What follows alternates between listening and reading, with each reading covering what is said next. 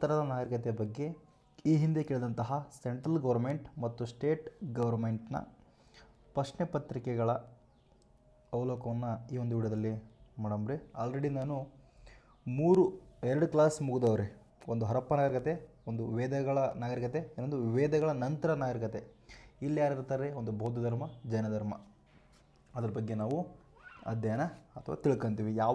ಯಾವ ರೀತಿಯಾಗಿ ಪ್ರಶ್ನೆಗಳು ಬಂದವು ಅಂತಂದೇಳಿ ಈ ಒಂದು ವಿಡಿಯೋದಲ್ಲಿ ನಾವು ನೋಡ್ತೀವಿ.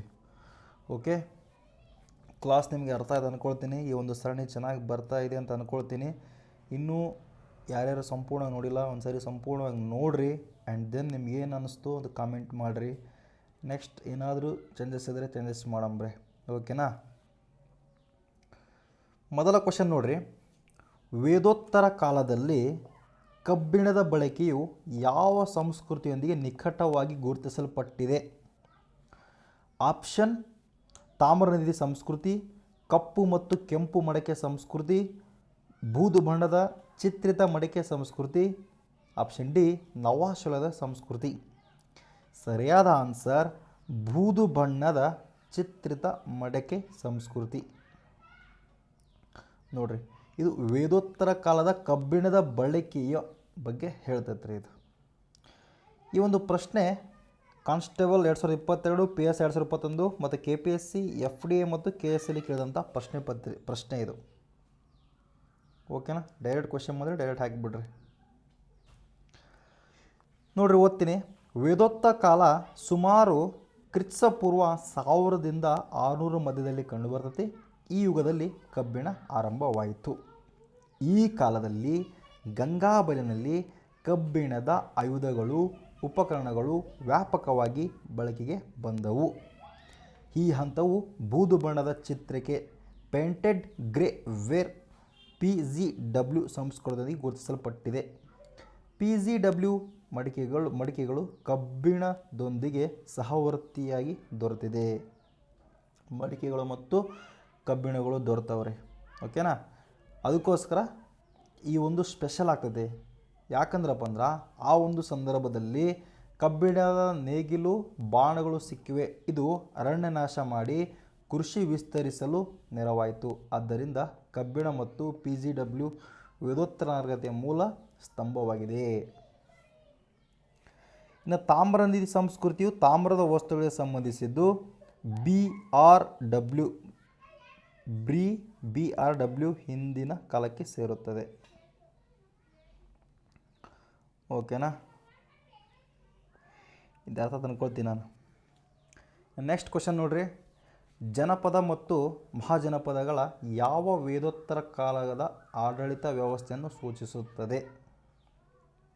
ಈ ಒಂದು ಪ್ರಶ್ನೆನ KEA ಮತ್ತು SSC, MTS, RRB, UPSC ಕೇಳಿದಂಥ ಪ್ರಶ್ನೆ. ಜನಪದ ಮತ್ತು ಮಹಾಜನಪದಗಳು. ಸರಿಯಾದ ಉತ್ತರ ಆಪ್ಷನ್ ಡಿ. ಜನಪದ ಅಂದರೆ ಸಣ್ಣ ರಾಜ್ಯ, ಮಹಾಜನಪದ ಎಂದರೆ ದೊಡ್ಡ ರಾಜ್ಯ. ಜನಪದ ಅಂದರೆ ಸಣ್ಣ ರಾಜ್ಯ, ಮಹಾಜನಪದ ಎಂದರೆ ದೊಡ್ಡ ರಾಜ್ಯ. ಓಕೆ, ನೋಡಿರಿ, ಒಂದು ಸಲ ಓದ್ಬಿಡ್ತೀನಿ. ವೇದೋತ್ತರ ಕಾಲದಲ್ಲಿ ಜನರು ಬುಡಕಟ್ಟು ಸಂಘಗಳಿಂದ ಸ್ಥಿರ ರಾಜಕೀಯ ವ್ಯವಸ್ಥೆಗಳಿಗೆ ಸಾಗಿದರು.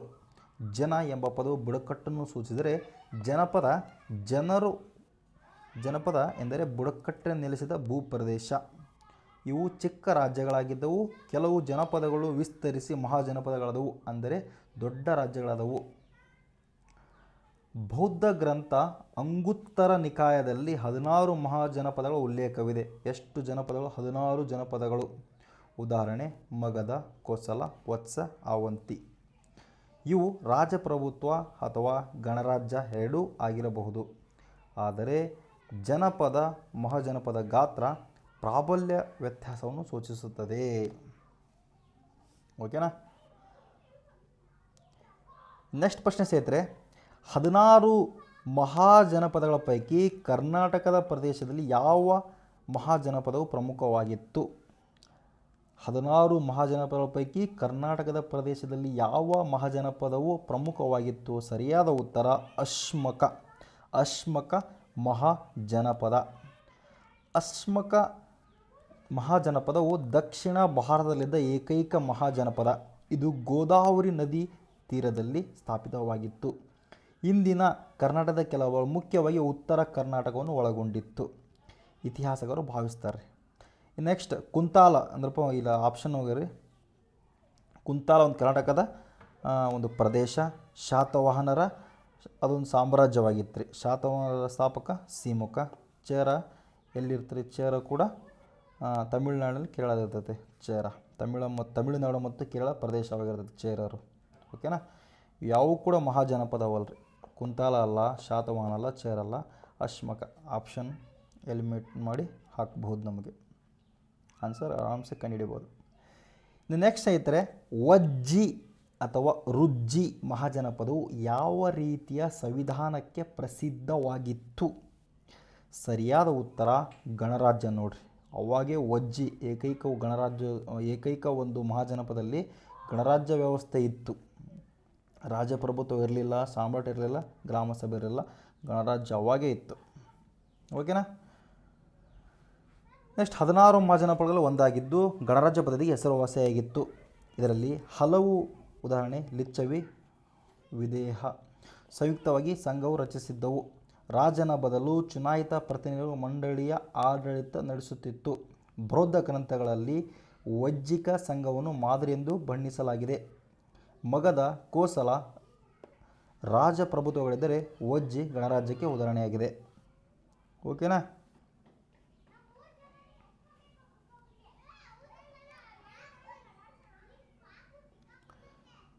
ನೆಕ್ಸ್ಟ್ ಇಲ್ಲಿ ನೋಡ್ರಿ, ಬುದ್ಧ ಸ್ವಂತ ವಜ್ಜಿಯ ಸಂಘದ ಆಡಳಿತವನ್ನು ಮೆಚ್ಚಿದ್ದ ನೋಡ್ರಿ ಬುದ್ಧ. ನೆಕ್ಸ್ಟ್ ಪ್ರಶ್ನೆ ಸ್ನೇಹಿತರೆ, ವೇದೋತ್ತರ ಕಾಲದಲ್ಲಿ ವರ್ಣ ವ್ಯವಸ್ಥೆಯು ಯಾವ ರೀತಿಯಾಗಿ ಬದಲಾವಣೆಯಾಯಿತು? ನೋಡ್ರಿ, ಇದು ಮೋಸ್ಟ್ ಇಂಪಾರ್ಟೆಂಟ್. ಇದನ್ನು ಕ್ವಶನ್ ರಿಪೀಟ್ ಆಗೈತಿ. ವೇದೋತ್ತರ ಕಾಲದಲ್ಲಿ ವರ್ಣ ವ್ಯವಸ್ಥೆ ಯಾವ ರೀತಿಯಾಗಿ ಬದಲಾವಣೆಯಾಯಿತು ಎಂದರೆ, ಫಸ್ಟ್ ಆಪ್ಷನ್ ವರ್ಣಗಳ ಸಂಖ್ಯೆ 20ಕ್ಕೆ ಏರಿತು. ಇದ್ರ ಬಗ್ಗೆ ಇನ್ಫಾರ್ಮೇಷನ್ ಇಲ್ಲ. ವರ್ಣಗಳು ಜನ್ಮಧಾರಿತವಾಗಿ ಕಟ್ಟುನಿಟ್ಟಾದವು. ಓಕೆ, ನೋಡಂಬ್ರಿ. ವರ್ಣ ವ್ಯವಸ್ಥೆ ಕಣ್ಮರೆ ಆಯಿತು ಇಲ್ಲರಿ, ಯಾಕೆ ಇವಾಗ ಜಾಸ್ತಿ ಆಗ್ತೈತಿ. ವರ್ಣ ವ್ಯವಸ್ಥೆ ಹೊಸ ವರ್ಣ ಮ್ಲೇಚ್ಛಲ ಸೇರ್ಪಡೆ ಆಯಿತು. ನೋಡ್ರಿ, ಇದು ಕೂಡ ನಮ್ಗೆ ಗೊತ್ತಿಲ್ಲ. ಸರಿಯಾದ ಉತ್ತರ ಅಂದ್ರಪ್ಪ ಅಂದ್ರೆ ವರ್ಣಗಳು ಜನ್ಮಧಾರಿತವಾಗಿ ಕಟ್ಟುನಿಟ್ಟಾದವು ವೇದೋತ್ತರ ಕಾಲದಲ್ಲಿ. ಓಕೆನಾ? ಇನ್ನು ಋಗ್ವೇದದಲ್ಲಿ ಹೆಂಗಿದ್ರಪ್ಪ ಅಂದ್ರೆ ಔದ್ಧಿಕ ಯಾವ ಕೆಲಸ ಮಾಡ್ತಿದ್ರು ಆ ಕೆಲಸದ ಆಧಾರದ ಮೇಲೆ ವರ್ಣ ಪದ್ಧತಿ ಜಾರಿಗೆ ಇತ್ತು. ಆದರೆ ವೇದೋತ್ತರ ಕಾಲದಲ್ಲಿ ಬ್ರಾಹ್ಮಣ ಗ್ರಂಥಗಳು ಮತ್ತು ಉಪನಿಷತ್ತುಗಳ ಕಾಲ, ವೇದೋತ್ತರ ಬ್ರಾಹ್ಮಣ ಗ್ರಂಥ ಉಪನಿಷತ್ತುಗಳ ಕಾಲ, ಅದು ಜನ್ಮಧಾರಿತ ಕಟ್ಟುನಿಟ್ಟಿನ ವ್ಯವಸ್ಥೆಯಾಗಿ ಮಾರ್ಪಟ್ಟಿತು. ಬ್ರಾಹ್ಮಣ, ಕ್ಷತ್ರಿಯ, ವೈಶ್ಯ, ಶೂದ್ರ ಎಂಬ 4 ವರ್ಣಗಳು ಕುಲವಿದ್ಯೆಗಳಾಗಿ ಬೆಳೆದವು. ಅಂತರ್ವಿವಾಹ, ಸಾಮಾಜಿಕ ಚಲನಶೀಲತೆ ನಿರ್ಬಂಧಗಳು ಬಂದವು. ಮ್ಲೇಚ್ಛಲ ಪದ ಅನಾಗರಿಕ ಎಂಬ ಅರ್ಥದಲ್ಲಿ ಇದು ವರ್ಣವಲ್ಲ. ವರ್ಣ ವ್ಯವಸ್ಥೆ ಇನ್ನಷ್ಟು ಗಟ್ಟಿಯಾಯಿತೇ ಹೊರತು ನಾಶವಾಗಲಿಲ್ಲ. ಓಕೆನಾ? ನೆಕ್ಸ್ಟ್, ಉಪನಿಷತ್ತುಗಳ ಮುಖ್ಯ ತಾತ್ವಿಕ ಕೊಡುಗೆ ಯಾವುದು? ಉಪನಿಷತ್ತುಗಳ ಮುಖ್ಯ ತಾತ್ವಿಕ ಕೊಡುಗೆ ಯಾವುದೆಂದರೆ ಉಪನಿಷತ್ತುಗಳಿರದ ಮೋಕ್ಷ ಮತ್ತು ಜ್ಞಾನ ಮಾರ್ಗಕ್ಕೆ. ನೋಡ್ರಿ, ಸರಿಯಾದ ಉತ್ತರ ಮೋಕ್ಷ ಮತ್ತು ಜ್ಞಾನ ಮಾರ್ಗಕ್ಕೆ. ಉಪನಿಷತ್ತುಗಳಿಂದ ಯಜ್ಞ ಮಾಡ್ತೀವನ್ರಿ? ಇಲ್ಲ, ಮಾಡಲ್ಲ. ವರ್ಣಾಶ್ರಮ ಧರ್ಮ ಐತಂದ್ರೆ ಉಪನಿಷತ್ತು ಇಲ್ಲ. ರಾಜನೀತಿ ದಂಡ ನೀತಿ ಮಾಡ್ತೀವಿ? ಇಲ್ಲ. ಉಪನಿಷತ್ತಿರದ ಮೋಕ್ಷ ಮತ್ತು ಧ್ಯಾನ ಮಾರ್ಗಕ್ಕೋಸ್ಕರ. ಉಪನಿಷತ್ತುಗಳು ವೇದಗಳ ಅಂತಿಮ ಭಾಗ ನೋಡ್ರಿ. ಉಪನಿಷತ್ತು ಕರ್ಮಕಾಂಡಕ್ಕಿಂತ ಜ್ಞಾನಕಾಂಡದ ಮೇಲೆ ಒತ್ತು ನೀಡಿತು. ಇವು ಆತ್ಮ, ಬ್ರಹ್ಮ, ಮೋಕ್ಷ, ಪುನರ್ಜನ್ಮ, ಕರ್ಮ ಸಿದ್ಧಾಂತಗಳ ತಾತ್ವಿಕ ಚರ್ಚೆಯನ್ನು ಒಳಗೊಂಡಿದೆ.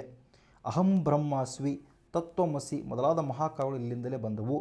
ಯಜ್ಞಕಾಂಡದ ಬ್ರಾಹ್ಮಣ ಗ್ರಂಥಗಳಿಗೆ ಸೇರಿದ್ದು ವರ್ಣಾಶ್ರಮ ಧರ್ಮಶಾಸ್ತ್ರಗಳಲ್ಲಿ ಹೆಚ್ಚು ಚರ್ಚಿತವಾಯಿತು. ಉಪನಿಷತ್ತುಗಳು ಭಾರತೀಯ ಆಧ್ಯಾತ್ಮಿಕತೆಗಳೆಂದು ಪರಿಗಣಿಸಲಾಗಿದೆ. ಓಕೆ, ನೆಕ್ಸ್ಟ್ ಕ್ವಶನ್, ಜೈನ ಧರ್ಮದ ಅರ್ಥವೇನು? ಜೈನ ಧರ್ಮದ ಅರ್ಥವೇನೆಂದರೆ ಜೀನನ ಅನುಯಾಯಿಗೆ ನಾವು ಜೈನ ಅಂತಂದೇಳಿ ಕರಿತೀವಿ. ಜೀನನ ಅನುಯಾಯಿ. ವಿಜಯಶಾಲಿ ಅಲ್ಲ, ಸನ್ಯಾಸಿ ಅಲ್ಲ, ಗುರು ಅಲ್ಲ. ಸರಿಯಾದ ಉತ್ತರ ಜೀನನ ಅನುಯಾಯಿ.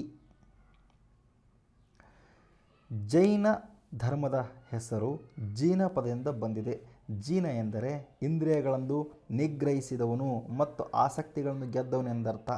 ಜೈನರು ಒಟ್ಟು 24 ಜನ ಇರ್ತಾರೆ. 24 ತೀರ್ಥಂಕರರಲ್ಲಿ ವರ್ಧಮಾನ ಮಹಾವೀರರು ಅನುಯಾಯಿಗಳು. 24ರಲ್ಲಿ ಜೈನರ 24 ವರ್ಧಮಾನ ಮಹಾವೀರ ಅನುಯಾಯಿಗಳಿಗೆ ನಾವು ಜೈನರು ಅಂತ ಹೇಳಿ ಕರಿತೀವಿ. ಜೀನ ಪದವು ಗೆಲುವಿನ ಸಂಕೇತವಾಗಿದ್ದು ಆಧ್ಯಾತ್ಮಿಕ ವಿಜಯವನ್ನು ಸೂಚಿಸುತ್ತದೆ. ಸನ್ಯಾಸಿ, ಗುರು ಸಾಮಾನ್ಯ ಪದಗಳು ಜೈನರ ಸಾಮಾನ್ಯ ಪದಗಳು. ಜೈನರು ಮಹಾವೀರನು 24 ತೀರ್ಥಂಕರನ್ನು ನಂಬುತ್ತಾರೆ. ಮೊದಲನೇ ತೀರ್ಥಂಕ ಋಷಭನಾಥ, 23 ತೀರ್ಥಂಕ ಪಾರ್ಶ್ವನಾಥ. ತಲೆಯಿಟ್ಕೊಳ್ರಿ. ಓಕೆ, ನೆಕ್ಸ್ಟ್ ಪ್ರಶ್ನೆ ಸ್ನೇಹಿತರೆ, ಮಹಾವೀರನ ಜನ್ಮಸ್ಥಳ ಮತ್ತು ನಿರ್ವಹಣಾ ಸ್ಥಳಗಳ ಅನುಕ್ರಮ ಯಾವುದು? ಅಂದರೆ ಫಸ್ಟ್ ಮಹಾವೀರ ಎಲ್ಲಿ ಜನಿಸ್ತಾನೆ ಅಂತ ಗೊತ್ತಿದ್ದರೆ ನಮ್ಗೆ ಗೊತ್ತಾಗ್ತೈತೆ ರೀ. ಮಹಾವೀರನ ಜನ್ಮಸ್ಥಳ ಕುಂಡಲಿ ಗ್ರಾಮ ನೋಡ್ರಿ. ಆಪ್ಷನ್ ಎ ಕುಂಡಲಿ, ನೇಪಾಳದ ಕುಂಡಲಿ ಗ್ರಾಮ. ನೆಕ್ಸ್ಟು ಅವರು ಪರಿನಿರ್ವಾಣ ಹೊಂದಿದ್ದು ನಿರ್ವಾಣ ಸ್ಥಳ ಪಾವ ಇಲ್ರಿ, ಪಾವ. ಕುಶಿನಗರ ಅಲ್ರಿ, ಯಾಕಂದ್ರೆ ಗೌತಮ್ ಬುದ್ಧ ಅವ್ರದ್ದು. ನೆಕ್ಸ್ಟ್ ರಾಜಗೃಹ ಅಲ್ಲ, ಪಡಲಿಪುತ್ರ ಇವ್ಯಾವುದೂ ಅಲ್ಲ. ಕುಂಡಲಿ ಗ್ರಾಮ, ನೇಪಾಳದ ಕುಂಡಲಿ ಗ್ರಾಮದಲ್ಲಿ ಮಹಾವೀರನು ಜನಿಸ್ತಾನೆ ರೀ. ಓಕೆನಾ. ನೆಕ್ಸ್ಟ್ ಪಾವದಲ್ಲಿ ಪರಿನಿರ್ವಾಣ ಹೊಂತಾನ. ಪಾವ ಎಲ್ಲಿ ಬರ್ತಂದ್ರಪ್ಪ ಅಂದ್ರೆ ಐ ಥಿಂಕ್ ಬಿಹಾರದಲ್ಲಿ ಬರ್ತ ನೋಡ್ರಿ ಪಾವ. ಓಕೆ, ವರ್ಧಮಾನ ಮಹಾವೀರನು ಕ್ರಿಸ್ತಪೂರ್ವ 599ರಲ್ಲಿ ವೈಶಾಲಿಯ ಬಳಿ ಕುಂಡಲಿ ಗ್ರಾಮದಲ್ಲಿ ಜನಿಸಿದ. ತಂದೆ ಸಿದ್ಧಾರ್ಥ, ತಾಯಿ ತ್ರಿಶೂಲಾದೇವಿ.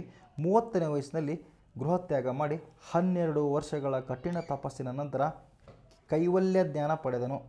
72ನೇ ವಯಸ್ಸಿನಲ್ಲಿ ಪಾವಪುರಿಯ ಇಂದಿನ ಬಿಹಾರ ಪರಿನಿರ್ವಾಣ ಹೊಂದಿದನು. ಲುಂಬಿನಿ ಕುಶಿನಗರ ಗೌತಮ ಬುದ್ಧನ ಜನ್ಮ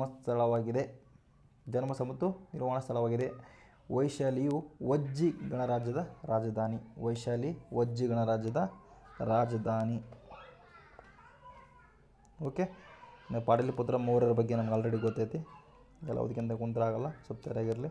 ನೆಕ್ಸ್ಟ್, ಮಹಾವೀರನು 24ನೇ ತೀರ್ಥಂಕರನಿದ್ದು ಜೈನ ಧರ್ಮದ ಸಂಘಟಕರನಾಗಿದ್ದಾನೆ. ನೆಕ್ಸ್ಟ್ ಪ್ರಶ್ನೆ ಸ್ನೇಹಿತರೆ, ಜೈನ ಧರ್ಮದ ಪಂಚಮಹಾಋತಗಳು ಯಾವುವು? ಪಂಚಮಹಾಋತಗಳು ಯಾವುವು? 1. ಸತ್ಯ, ಆಸ್ತೆಯ, ಬ್ರಹ್ಮಚರ್ಯ, ಅಹಿಂಸಾ, ಅಪರಿಗ್ರಹ.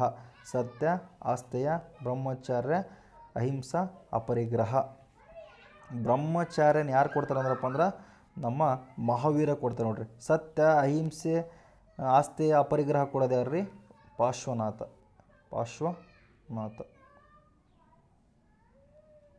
ಓಕೆ,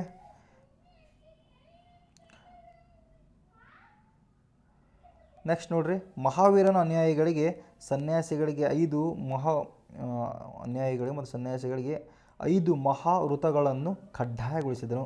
ಅಹಿಂಸೆ, ಸತ್ಯ, ಆಸ್ತೆಯ, ಬ್ರಹ್ಮಚರ್ಯ, ಅಪರಿಗ್ರಹ. ಮೊದಲನೇದಾದ ಅಹಿಂಸೆಯು ಅತೀವ ಮಹತ್ವ ಪಡೆದೈತೆ ನೋಡ್ರಿ. ಚಿಕ್ಕ ಕೀಟಗಳನ್ನು ಕೊಲ್ಲಬಾರದೆಂದು ಕಟ್ಟುಪಾಡು ಮಾಡ್ತಾರೆ. ಗೃಹಸ್ಥರಿಗೆ ಇವು ಅಣುವೃತ್ತಗಳಾಗಿ ಸಡಿಲಿಕೆ ಇತ್ತು. ಗೃಹಸ್ಥರಿಗೆ. ಈ ವೃತ್ತಗಳು ಜೈನ ನೈತಿಕ ತಳಹದಿಗಳಾಗಿದ್ದು ಜೀವನ ಪೂರ್ತಿ ಪಾಲಿಸಬೇಕಾಗಿತ್ತು. ಓಕೆ, ಇದು ಕೂಡ ಡೈರೆಕ್ಟ್ ಕ್ವಶನ್ ಆಗೈತೆ. ಸತ್ಯ, ಅಹಿಂಸೆ, ಬ್ರಹ್ಮಚರ್ಯ, ಸತ್ಯ, ಆಸ್ತೆಯ, ಬ್ರಹ್ಮಚರ್ಯ, ಅಹಿಂಸೆ, ಅಪರಿಗ್ರಹ. ಇವು ಯಾರ್ರಿ? ವರ್ಧಮಾನ ಮಹಾವೀರದ್ದು. 23ನೇ ತೀರ್ಥಂಕರಾದ ಪಾರ್ಶ್ವನಾಥ ಅವ್ರದ್ದು 4 ಇರ್ತವ್ರಿ. ಬ್ರಹ್ಮಚಾರ್ಯನ ಇವರು ಸೇರ್ಪಡೆ ಮಾಡ್ತಾರೆ. ಇನ್ನು ನೆಕ್ಸ್ಟ್ ಪ್ರಶ್ನೆ ಸ್ನೇಹಿತರೆ, ಗೌತಮ ಬುದ್ಧನ ಜನ್ಮ, ಜ್ಞಾನೋದಯ ಮತ್ತು ಪರಿನಿರ್ವಾಣ ಸ್ಥಳಗಳನ್ನು ಗುರುತಿಸಿ. ಎಲ್ಲಿ ಹುಡ್ತಾರ್ರಿ? ಗೌತಮ ಬುದ್ಧನ ಜನ್ಮ ನೇಪಾಳದ ಲುಂಬಿನಿ ವನದಲ್ಲಿ ಜನಿಸ್ತಾರ್ರಿ. ನೆಕ್ಸ್ಟ್ ಬೋಧಗಯ, ಬಿಹಾರದ ಬೋಧಗಯದಲ್ಲಿ ಜ್ಞಾನೋದಯ ಆಗ್ತೈತಿ. ಇನ್ನು ಕುಶಿನಗರದಲ್ಲಿ ಅವರು ಮರಣ ಹೊಂದ್ತಾರೆ. ಕುಶಿನಗರದಲ್ಲಿ ಪರಿನಿರ್ವಾಣ ಹೊಂದ್ತಾರೆ. ಆಪ್ಷನ್ ಎ ಸರಿಯಾದ ಉತ್ತರ.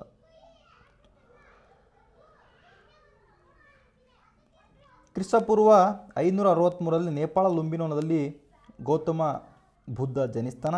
29ನೇ ವಯಸ್ಸಿನಲ್ಲಿ ಗೃಹತ್ಯಾಗ ಮಾಡಿ 35ನೇ ವಯಸ್ಸಿನಲ್ಲಿ ಬಿಹಾರದ ಬೋಧಿಗಯಾದಲ್ಲಿ ಜ್ಞಾನೋದಯ ಪಡಿತಾರೆ. ನೆಕ್ಸ್ಟ್, ಮೊದಲ ಧರ್ಮ ಉಪದೇಶವನ್ನು ಸಾರನಾಥದ ಜಿಂಕೆವನದಲ್ಲಿ ನೀಡ್ತಾನೆ. 80ನೇ ವಯಸ್ಸಲ್ಲಿ ಕುಶಿನಗರದಲ್ಲಿ ಪರಿನಿರ್ವಾಣ ಹೊಂದಿದರು. ಆದ್ದರಿಂದ ಬೌದ್ಧ ಪವಿತ್ರ ಸ್ಥಳಗಳಲ್ಲಿ 4 ಸ್ಥಳಗಳು ಪ್ರಮುಖ. ಲುಂಬಿನಿ ಈಗ ನೇಪಾಳದಲ್ಲಿದೆ, ಉಳಿದವು ಭಾರತದಲ್ಲಿವೆ. ನೆಕ್ಸ್ಟ್ ಪ್ರಶ್ನೆ, ಬುದ್ಧನ ಮೊದಲ ಧರ್ಮೋಪದೇಶ ಏನೆಂದು ಕರೆಯುತ್ತಾರೆ? ಬುದ್ಧನ ಮೊದಲ ಧರ್ಮ ಉಪದೇಶವನ್ನು ಧರ್ಮಚಕ್ರ ಪ್ರವರ್ತನ ಎಂದು ಕರಿತಾರೆ. ನೋಡ್ರಿ, ಧರ್ಮಚಕ್ರ ಪ್ರವರ್ತನ, ಆಪ್ಷನ್ ಬಿ. ಬುದ್ಧನ ಬೋಧಗಯಾದಲ್ಲಿ ಜ್ಞಾನೋದಯದ ನಂತರ ಸಾರನಾಥಕ್ಕೆ ಹೋಗಿ 5 ಮಂದಿ ಅನುಯಾಯಿಗಳಿಗೆ ಮೊದಲ ಬಾರಿ ಧರ್ಮವನ್ನು ಬೋಧಿಸಿದ. ಈ ಘಟನೆಯನ್ನು ಧರ್ಮಚಕ್ರ ಪ್ರವರ್ತನ ಅಥವಾ ಧರ್ಮಚಕ್ರ ತಿರುಗುವುದು ಎಂದು ಹೇಳುತ್ತಾರೆ. ಇದರಲ್ಲಿ ಅವನು ಮಧ್ಯಮ ವರ್ಗ ಅಷ್ಟಾಂಗಿ ಮಾರ್ಗವನ್ನು ವಿವರಿಸಿದನು. ಮಹಾಭಿನಿಷ್ಕಮರಣ ಎಂದರೆ ಗೃಹತ್ಯಾಗ. ಏನಂತಾರೆ ರೀ, ಮಹಾಪರಿವೇಶಕರಣ ಅಂದ್ರಪ್ಪ ಗೃಹತ್ಯಾಗ, ಮನೆ ಬಿಟ್ಟು ಹೋಗ್ತಾರಲ್ರಿ, ಅದಕ್ಕೆ ಮಹಾನಿಷ್ಕರ್ಮಣ ಅಂತ ಕರೀತಾರೆ, ಮಹಾಭಿಷ್ಕರಣ. ಓಕೆನಾ. ನೆಕ್ಸ್ಟ್, ಅವಿಧಮ್ಮ ಪೀಠಕ ಬೌದ್ಧ ಧರ್ಮಗಳ 3ನೇ ಪೀಠಕವಾಗಿದೆ. ಸಂಬೋಧಿ ಎಂದರೆ ಸಂಯುಕ್ ಸಂಬೋಧಿ, ಪರಿಪೂರ್ಣ ಜ್ಞಾನೋದಯ. ಈ ಸಂಘಟನೆ ಬೌದ್ಧ ಸಂಘಟನೆಗೆ ಸ್ಥಾಪನೆ ಕಾರಣವಾಯಿತು. ಓಕೆ. ನೆಕ್ಸ್ಟ್, ಬೌದ್ಧ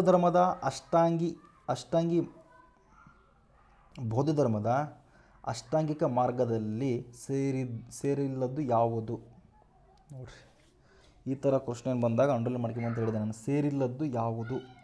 ಸಮ್ಯಕ್ ದೃಷ್ಟಿ ಇದೆನಾ? ಇದೆ. ಸಮ್ಯಕ್ ಸಂಕಲ್ಪ ಇದೆನಾ? ಹ್ಞೂ ಇದೆ. ಸಮ್ಯಕ್ ತ್ಯಾಗ ಇದೆನಾ? ಇಲ್ಲ. ಸಮ್ಯಕ್ ಕರ್ಮ ಅಂತ ಇದೆನಾ? ಸಮ್ಯಕ್ ಕರ್ಮ ಅಂತ ಇದೆ. ಸೊ ಸಮ್ಯಕ್ ತ್ಯಾಗ ಇಲ್ಲ. ತ್ಯಾಗದ ಬಗ್ಗೆ ಹೇಳಿಲ್ರಿ ಅವರು. ಒಟ್ಟು ಎಷ್ಟು ರೀ? ಅಷ್ಟಾಂಗ ಒಟ್ಟು 8 ಇರ್ತಾವೆ ನೋಡ್ರಿ.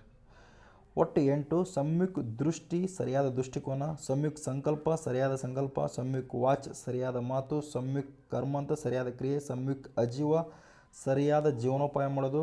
ಸಮ್ಯಕ್ ವ್ಯಾಯಾಮ, ಸರಿಯಾದ ಪ್ರಯತ್ನ. ಸಮ್ಯಕ್ ಸ್ಮೃತಿ, ಸರಿಯಾಗಿ ನೆನಪಿಟ್ಟುಕೊಳ್ಳೋದು. ಸಮ್ಯಕ್ ಸಮಾಧಿ, ಸರಿಯಾದ ಏಕೀಕೃತೆ.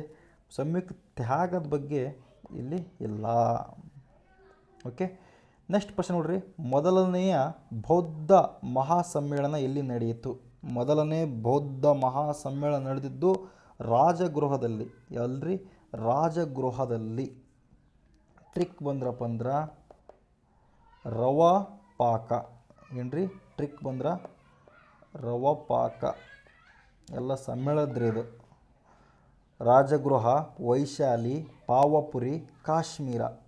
ಅಂದ್ರಪ್ಪ ಅಂದ್ರೆ ರಾಜಗೃಹ, ಓ ಅಂದ್ರೆ ವೈಶಾಲಿ, ಪ ಅಂದ್ರೆ ಪಾವಪುರಿ, ಕ ಅಂದ್ರಪ್ಪ ಅಂದ್ರೆ ಕಾಶ್ಮೀರ. ನೋಡ್ರಿ, ಬುದ್ಧನ ಪರಿನಿರ್ವಾಣದ ನಂತರ ಕ್ರಿಸ್ತಪೂರ್ವ 483ರಲ್ಲಿ ಮೊದಲನೆಯ ಬೌದ್ಧ ಸಮ್ಮೇಳನ ರಾಜಗೃಹದಲ್ಲಿ ನಡೆಯಿತು. ಅಜಾತಶತ್ರು ರಾಜನ ಆಶ್ರಯದಲ್ಲಿ ಮಹಾಕಶ್ಯಪನ ಅಧ್ಯಕ್ಷತೆಯಲ್ಲಿ ಉಪಾಲಿಯು ವಿನಯ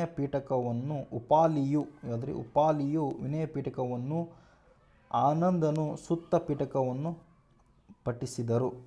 ವೈಶಾಲಿಯಲ್ಲಿ 2ನೇ ಮಹಾ ಸಮ್ಮೇಳನ ನಡೆಯಿತು. ಪಾಟಲಿಪುತ್ರದಲ್ಲಿ 3ನೇ ನಡೆಯಿತು. ಕಾಶ್ಮೀರದಲ್ಲಿ 4ನೇ ಮಹಾಸಮ್ಮೇಳನ ನಡೆಯಿತು. ಮೊದಲನೆಯದಲ್ಲಿ ಬುದ್ಧನ ಬೋಧನೆಗಳನ್ನು ಕ್ರೋಢೀಕರಿಸಲು ಉದ್ದೇಶ ಹೊಂದಿತ್ತು. ಓಕೆ, ಇವ್ರು ಯಾರ್ಯಾರು ಹೊಂದ್ತಾರೆ ನೆಕ್ಸ್ಟ್ ಬರ್ತಾರೆ ಇವು. ಓಕೆನಾ. ನೆಕ್ಸ್ಟ್ ಸ್ನೇಹಿತರೆ, ಜೈನ ಧರ್ಮದ ಯಾವ ಪಂಗಡವು ಬಿಳಿ ಬಟ್ಟೆ ಧರಿಸುತ್ತದೆ? ಎಲ್ಲ ನಮಗೆ ಗೊತ್ತೈತಿ. ಸರಿಯಾದ ಉತ್ತರ ಶ್ವೇತಾಂಬರ. ಶ್ವೇತ ಅಂದ್ರಪ್ಪ ಅಂದ್ರೆ ಬಿಳಿ. ಓಕೆ, ಶ್ವೇತಾಂಬರ ಯಾರ ಅನುಯಾಯಿಗಳು? ಈ ಒಂದು ಕಮೆಂಟ್ ಬಾಕ್ಸಲ್ಲಿ ಕಮೆಂಟ್ ಮಾಡಿರಿ, ನೋಡಂಬ್ರಿ. ನೋಡಿರಿ, ಇದು KPSC ಗ್ರೂಪ್ C VU RRBಯಲ್ಲಿ ಕೇಳಿದಂಥ ಪ್ರಶ್ನೆ. ಜೈನ ಧರ್ಮದಲ್ಲಿ 2 ಪ್ರಮುಖ ಪಂಗಡಗಳು. ಒಂದು ಶ್ವೇತಾಂಬರರು, ಇನ್ನೊಂದು ಬಂದ್ರೆ ದ್ವಿಗಂಬರರು ಮತ್ತು ಶ್ವೇತಾಂಬರರು. ದಿಗಂಬರರು ದಿಕ್ಕಗಳೇ ತಮ್ಮ ಬಟ್ಟೆಯನ್ನಾಗಿ ವಸ್ತ್ರವನ್ನಾಗಿ ಸ್ವೀಕರಿಸಿದರೆ, ಶ್ವೇತ ಎಂದರೆ ಬಿಳಿ ವಸ್ತ್ರಗಳಾಗಿ ಸ್ವೀಕಾರ ಮಾಡ್ತಾರೆ. ಶ್ವೇತಾಂಬರರು ಬಿಳಿ ಬಟ್ಟೆ ಧರಿಸುತ್ತಾರೆ. ಮಹಿಳೆಯರಿಗೂ ಮೋಕ್ಷ ಸಾಧ್ಯ ಎಂಬುದು ಶ್ವೇತಾಂಬರ ವಾದ. ಆದರೆ ಮತ್ತು 23ನೇ ತೀರ್ಥಂಕರಾದ ಪಾರ್ಶ್ವನಾಥನ ಬೋಧನೆಗಳನ್ನು ಅನುಸರಿಸುವವರೇ ನಮ್ಮ ಶ್ವೇತಾಂಬರರು. ದಿಗಂಬರರು ನಗ್ನತೆಯನ್ನು ಆಚರಿಸುತ್ತಾರೆ. ಸ್ತ್ರೀಯರಿಗೆ ನೇರ ಮೋಕ್ಷವಿಲ್ಲ ಎನ್ನುತ್ತಾರೆ. ಸ್ಥಾನಕವಾಗಿ ಮತ್ತು ನೇರ ಪಂಥ ಶ್ವೇತಾಂಬರರು ಉಪ ಪಂಗಡಗಳು ಮತ್ತು ವಿಗ್ರಹಾರಾಧನೆ ವಿರೋಧಿಸುತ್ತಿದ್ದರು. ಯಾರ್ರಿ? ಸ್ತ್ರೀ ಮೋಕ್ಷವಿಲ್ಲ ಮತ್ತು ಸ್ಥಾನಕವಾಸಿ ನೇರಪಂಥ ಶ್ವೇತಾಂಬರರಾದ ಉಪಪಂಗಡಗಳು ವಿಗ್ರಹಾರಾಧನೆ ವಿರೋಧಿಸ್ತಾರೆ ನೋಡ್ರಿ ಇವರೆಲ್ಲ. ಓಕೆನಾ. ನೆಕ್ಸ್ಟ್, ಗೌತಮ ಬುದ್ಧನು ಯಾವ ವಂಶಕ್ಕೆ ಸೇರಿದನು? ಶಾಕ್ಯ ವಂಶಕ್ಕೆ ಬುದ್ಧನ ಸೇರಿಸ್ತಾನೆ. ಲಿಚ್ಛವಿ ಮಹಾವೀರ. ಶಾಕ್ಯ ಗೌತಮ ಬುದ್ಧ. ಮೌರ್ಯ ಚಂದ್ರಗುಪ್ತ ಮೌರ್ಯ. ಕ್ಷತ್ರಿಯ ಸಾಮ್ರಾಜ್ಯ. ಸರಿಯಾದ ಉತ್ತರ ಶಾಕ್ಯ. ಇಷ್ಟೆಲ್ಲ ಪ್ರಶ್ನೆಯಲ್ಲಿ ಕ್ವಶನ್ ಬಂದಿತ್ತು. ಸಿದ್ಧಾರ್ಥನು ಕಪಿಲವಸ್ತುವಿನ ಶಾಕ್ಯ ಗಣರಾಜ್ಯದ ರಾಜ ಶುದ್ಧೋಧನ ಮಗ. ತಂದೆ ಅಂದರೆ ಶುದ್ಧೋಧನ. ಶಾಕ್ಯರು ಕ್ಷತ್ರಿಯ ಕುಲಕ್ಕೆ ಸೇರಿದವರಾಗಿದ್ದರು. ಗಣರಾಜ್ಯ ಪದ್ಧತಿಯಿಂದ ಆಡಳಿತ ನಡೆಸುತ್ತಿದ್ದರು. ಲಿಚ್ಛವಿಯರು ವಜ್ಜಿ ಸಂಘದ ಭಾಗವಾಗಿದ್ದರು. ಮೌರ್ಯವು ಚಂದ್ರಗುಪ್ತನ ವಂಶ ನಂತರ ಬಂದದ್ದು. ಆದ್ದರಿಂದ ಬುದ್ಧನು ಶಾಕ್ಯರಲ್ಲಿ ಮುನಿ ಎಂದು ಕರೆಯುತ್ತಾರೆ. ಆತನ ತಾಯಿ ಮಾಯಾದೇವಿ. 29ನೇ ವಯಸ್ಸಲ್ಲಿ ಅರಮನೆ ತೊರೆದು ಸತ್ಯಾನ್ವೇಷಣೆ ಹೊರಟ. ನಮಗೆ ಚಂದ್ರಗುಪ್ತ ಮೌರ್ಯ ಅವೆಲ್ಲ ನೆಕ್ಸ್ಟ್ ಬರ್ತಾವೆ. ಮೌರ್ಯ ಸಾಮ್ರಾಜ್ಯದ ಬಗ್ಗೆ ಏನೂ ಗೊತ್ತಿಲ್ಲ ಅಂದರೂ ಕೂಡ ಗೌತಮ ಬುದ್ಧನ ಬಗ್ಗೆ ಅಟ್ಲೀಸ್ಟ್ ಗೊತ್ತಿರಬೇಕು. ಅವರು ಶಾಕ್ಯ ಕುಲಕ್ಕೆ ಸೇರಿದವರಾಗಿರ್ತಾರೆ. ನೆಕ್ಸ್ಟ್ ಪ್ರಶ್ನೆ, ತ್ರಿಪಿಟಕಗಳು ಯಾವ ಧರ್ಮ ಪವಿತ್ರ ಗ್ರಂಥಗಳಾಗಿದ್ದವು? ಯಾವ ಧರ್ಮದ ಪವಿತ್ರ ಗ್ರಂಥಗಳು ತ್ರಿಪಿಟಕಗಳು ಅಂದ್ರಪ್ಪ ಅಂದ್ರೆ ಸರಿಯಾದ ಉತ್ತರ ಬೌದ್ಧ ಧರ್ಮದ ಪವಿತ್ರ ಗ್ರಂಥ ತ್ರಿಪಿಟಕ ನೋಡ್ರಿ. ಓಕೆ. ಹಿಂದೂ ನಮಗೆ ಗೊತ್ತೈತಿ. ಅವ ಏನ್ರಿ ಇಲ್ಲೊಂದು ಸ್ವಲ್ಪ ಓದ್ಬಿಡ್ತೀನಿ ಕೇಳ್ರಿ.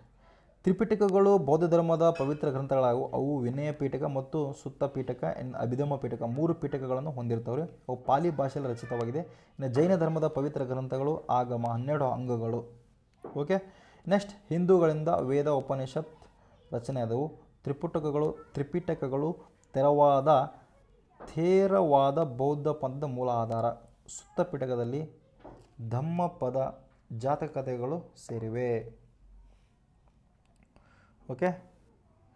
ನೆಕ್ಸ್ಟ್, ಕೆಳಗಿನಗಳಲ್ಲಿ ಯಾವುದು ಬುದ್ಧನ 4 ಆರ್ಯ ಸತ್ಯಗಳಲ್ಲಿ ಮೊದಲನೆಯದು? ಯಾವುದ್ರಿ? ದುಃಖ. ಫಸ್ಟ್ನೇದು ಹೇಳಿದ್ರೆ ಬುದ್ಧ ದುಃಖ ಹೇಳ್ತಾನೆ ರೀ. ದುಃಖದ ಬಗ್ಗೆ ಹೇಳ್ದ ಬುದ್ಧ. ಆರ್ಯ ಸತ್ಯಗಳಲ್ಲಿ ಒಂದನೇದು ದುಃಖ, ಎರಡನೇದು ದುಃಖ ಸಮುದಾಯ ಅಂದರೆ ದುಃಖಕ್ಕೆ ಕಾರಣ. ನೆಕ್ಸ್ಟ್, ದುಃಖ ನಿರ್ವಹಣೆ ಸಾಧ್ಯ ಅಂತಂದು ಹೇಳ್ತಾರೆ ರೀ. ಮೂರನೇದು ದುಃಖ ನಿರೋಧ. ನೆಕ್ಸ್ಟ್, ದುಃಖ ನಿರೋಧಗಾಮಿನಿ ಪಟಿಪಾದ ಅಂದರೆ ದುಃಖ ನಿರ್ವಹಣೆಯ ಮಾರ್ಗ ಮತ್ತು ಅಷ್ಟಾಂಗಿಕ ಮಾರ್ಗ. ಬುದ್ಧ ಸಾರನಾಥನ ಧರ್ಮಚಕ್ರ ಪರ್ವತದಲ್ಲಿ ಇದನ್ನು ಬೋಧಿಸಿದ. ಇದು ತತ್ವದ ಸಾರ. ಯಾವ ಮಗಧ ರಾಜನು ಮೊದಲನೆಯ ಬೌದ್ಧ ಮಹಾಸಂಗೀತೆಯನ್ನು ಬೋಧಿಸಿದ? ಅದು ಮಹಾ ಸಮ್ಮೇಳನ ಬೋಧಿಸಿದ. ಯಾವ ಮಗಧ ರಾಜರೇ? ಸರಿಯಾದ ಉತ್ತರ ಅಜಾತಶತ್ರು ನೋಡ್ರಿ. ಅಜಾತಶತ್ರು ಸಮ್ಮೇಳನದ ಅಧ್ಯಕ್ಷ ವಹಿಸ್ಕೊಂಡಿರ್ತಾರೆ ರೀ. ಮಗಧದ ರಾಜ ಸರಿಯಾದ ಉತ್ತರ ಅಜಾತಶತ್ರು. ಹೇಳಿದೀನಿ ನಾನು ನಿಮಗೆ, ಮುಂದೆ ಗೊತ್ತಾಗ್ತದೆ ರೀ. ಓಕೆನಾ. ಮೊದಲನೆಯ ಬೌದ್ಧ ಸಮ್ಮೇಳನ ಕ್ರಿಸ್ತಪೂರ್ವ 483ರಲ್ಲಿ ನಡೆಯಿತು. ಮಗಧದ ರಾಜ ಅಜಾತಶತ್ರುವಿನ ಆಶ್ರಯದಲ್ಲಿ ರಾಜಗೃಹದಲ್ಲಿ ನಡೆಯಿತು. ಬಿಂಬಸಾರನು ಬುದ್ಧನ ಸಮಕಾಲೀನ ಮತ್ತು ಪೋಷಕನಾಗಿದ್ದ. ಅಶೋಕನು 3ನೆಯ ಸಮ್ಮೇಳನವನ್ನು ಪಾಟಲಿಪುತ್ರದಲ್ಲಿ ನಡೆಸಿದ. ಕಾನಿಷ್ಕನು 4ನೇ ಸಮ್ಮೇಳನವನ್ನು ಕಾಶ್ಮೀರದಲ್ಲಿ ನಡೆಸಿದ. ಅಜಾತಶತ್ರುವಿನ ಕಾಲದಲ್ಲಿ ಬುದ್ಧ ಪರಿನಿರ್ವಾಣ ಸಂಭವಿಸಿತು. ನೋಡಿ, ಅಜಾತಶತ್ರುವಿನಲ್ಲಿ ಬುದ್ಧ ಡೆತ್ ಆಗ್ತಾನೆ ರೀ. ನೆಕ್ಸ್ಟ್, ಆತನ ಬೋಧನೆಗಳನ್ನು ಕ್ರೋಢೀಕರಿಸುವುದು ಅವಶ್ಯಕವಾಗ್ತದೆ. ಅದಕ್ಕೋಸ್ಕರ ಸಮ್ಮೇಳನ ಸ್ಟಾರ್ಟ್ ಆಗ್ತದೆ. ನೋಡಿ ಸ್ನೇಹಿತರೆ, ಎಲ್ಲದೂ ಹೇಳ್ಕೊಂತ ಕುಂದ್ರಕ್ಕಾಗಲ್ಲ. ಇವಾಗ ಜಸ್ಟ್ ಆ ಒಂದು ಪ್ರಶ್ನೆ ಮತ್ತು ಆನ್ಸರ್ ಹೇಳ್ಕೊತ ಅದಕ್ಕೆ ಸಂಬಂಧಪಟ್ಟಾಗಿ ರಿಲೇಟೆಡ್ ಸ್ವಲ್ಪ ಎಕ್ಸ್ಪ್ಲನೇಷನ್ ಕೊಟ್ಕೊಂಡು ಹೋಗ್ತೇನೆ ರೀ. ಯಾಕಂದರೆ ಟೈಮ್ ಒಂದೊಂದು ಕ್ಲಾಸ್ 2 ಅವರ್ ಆಗ್ತೈತೆ.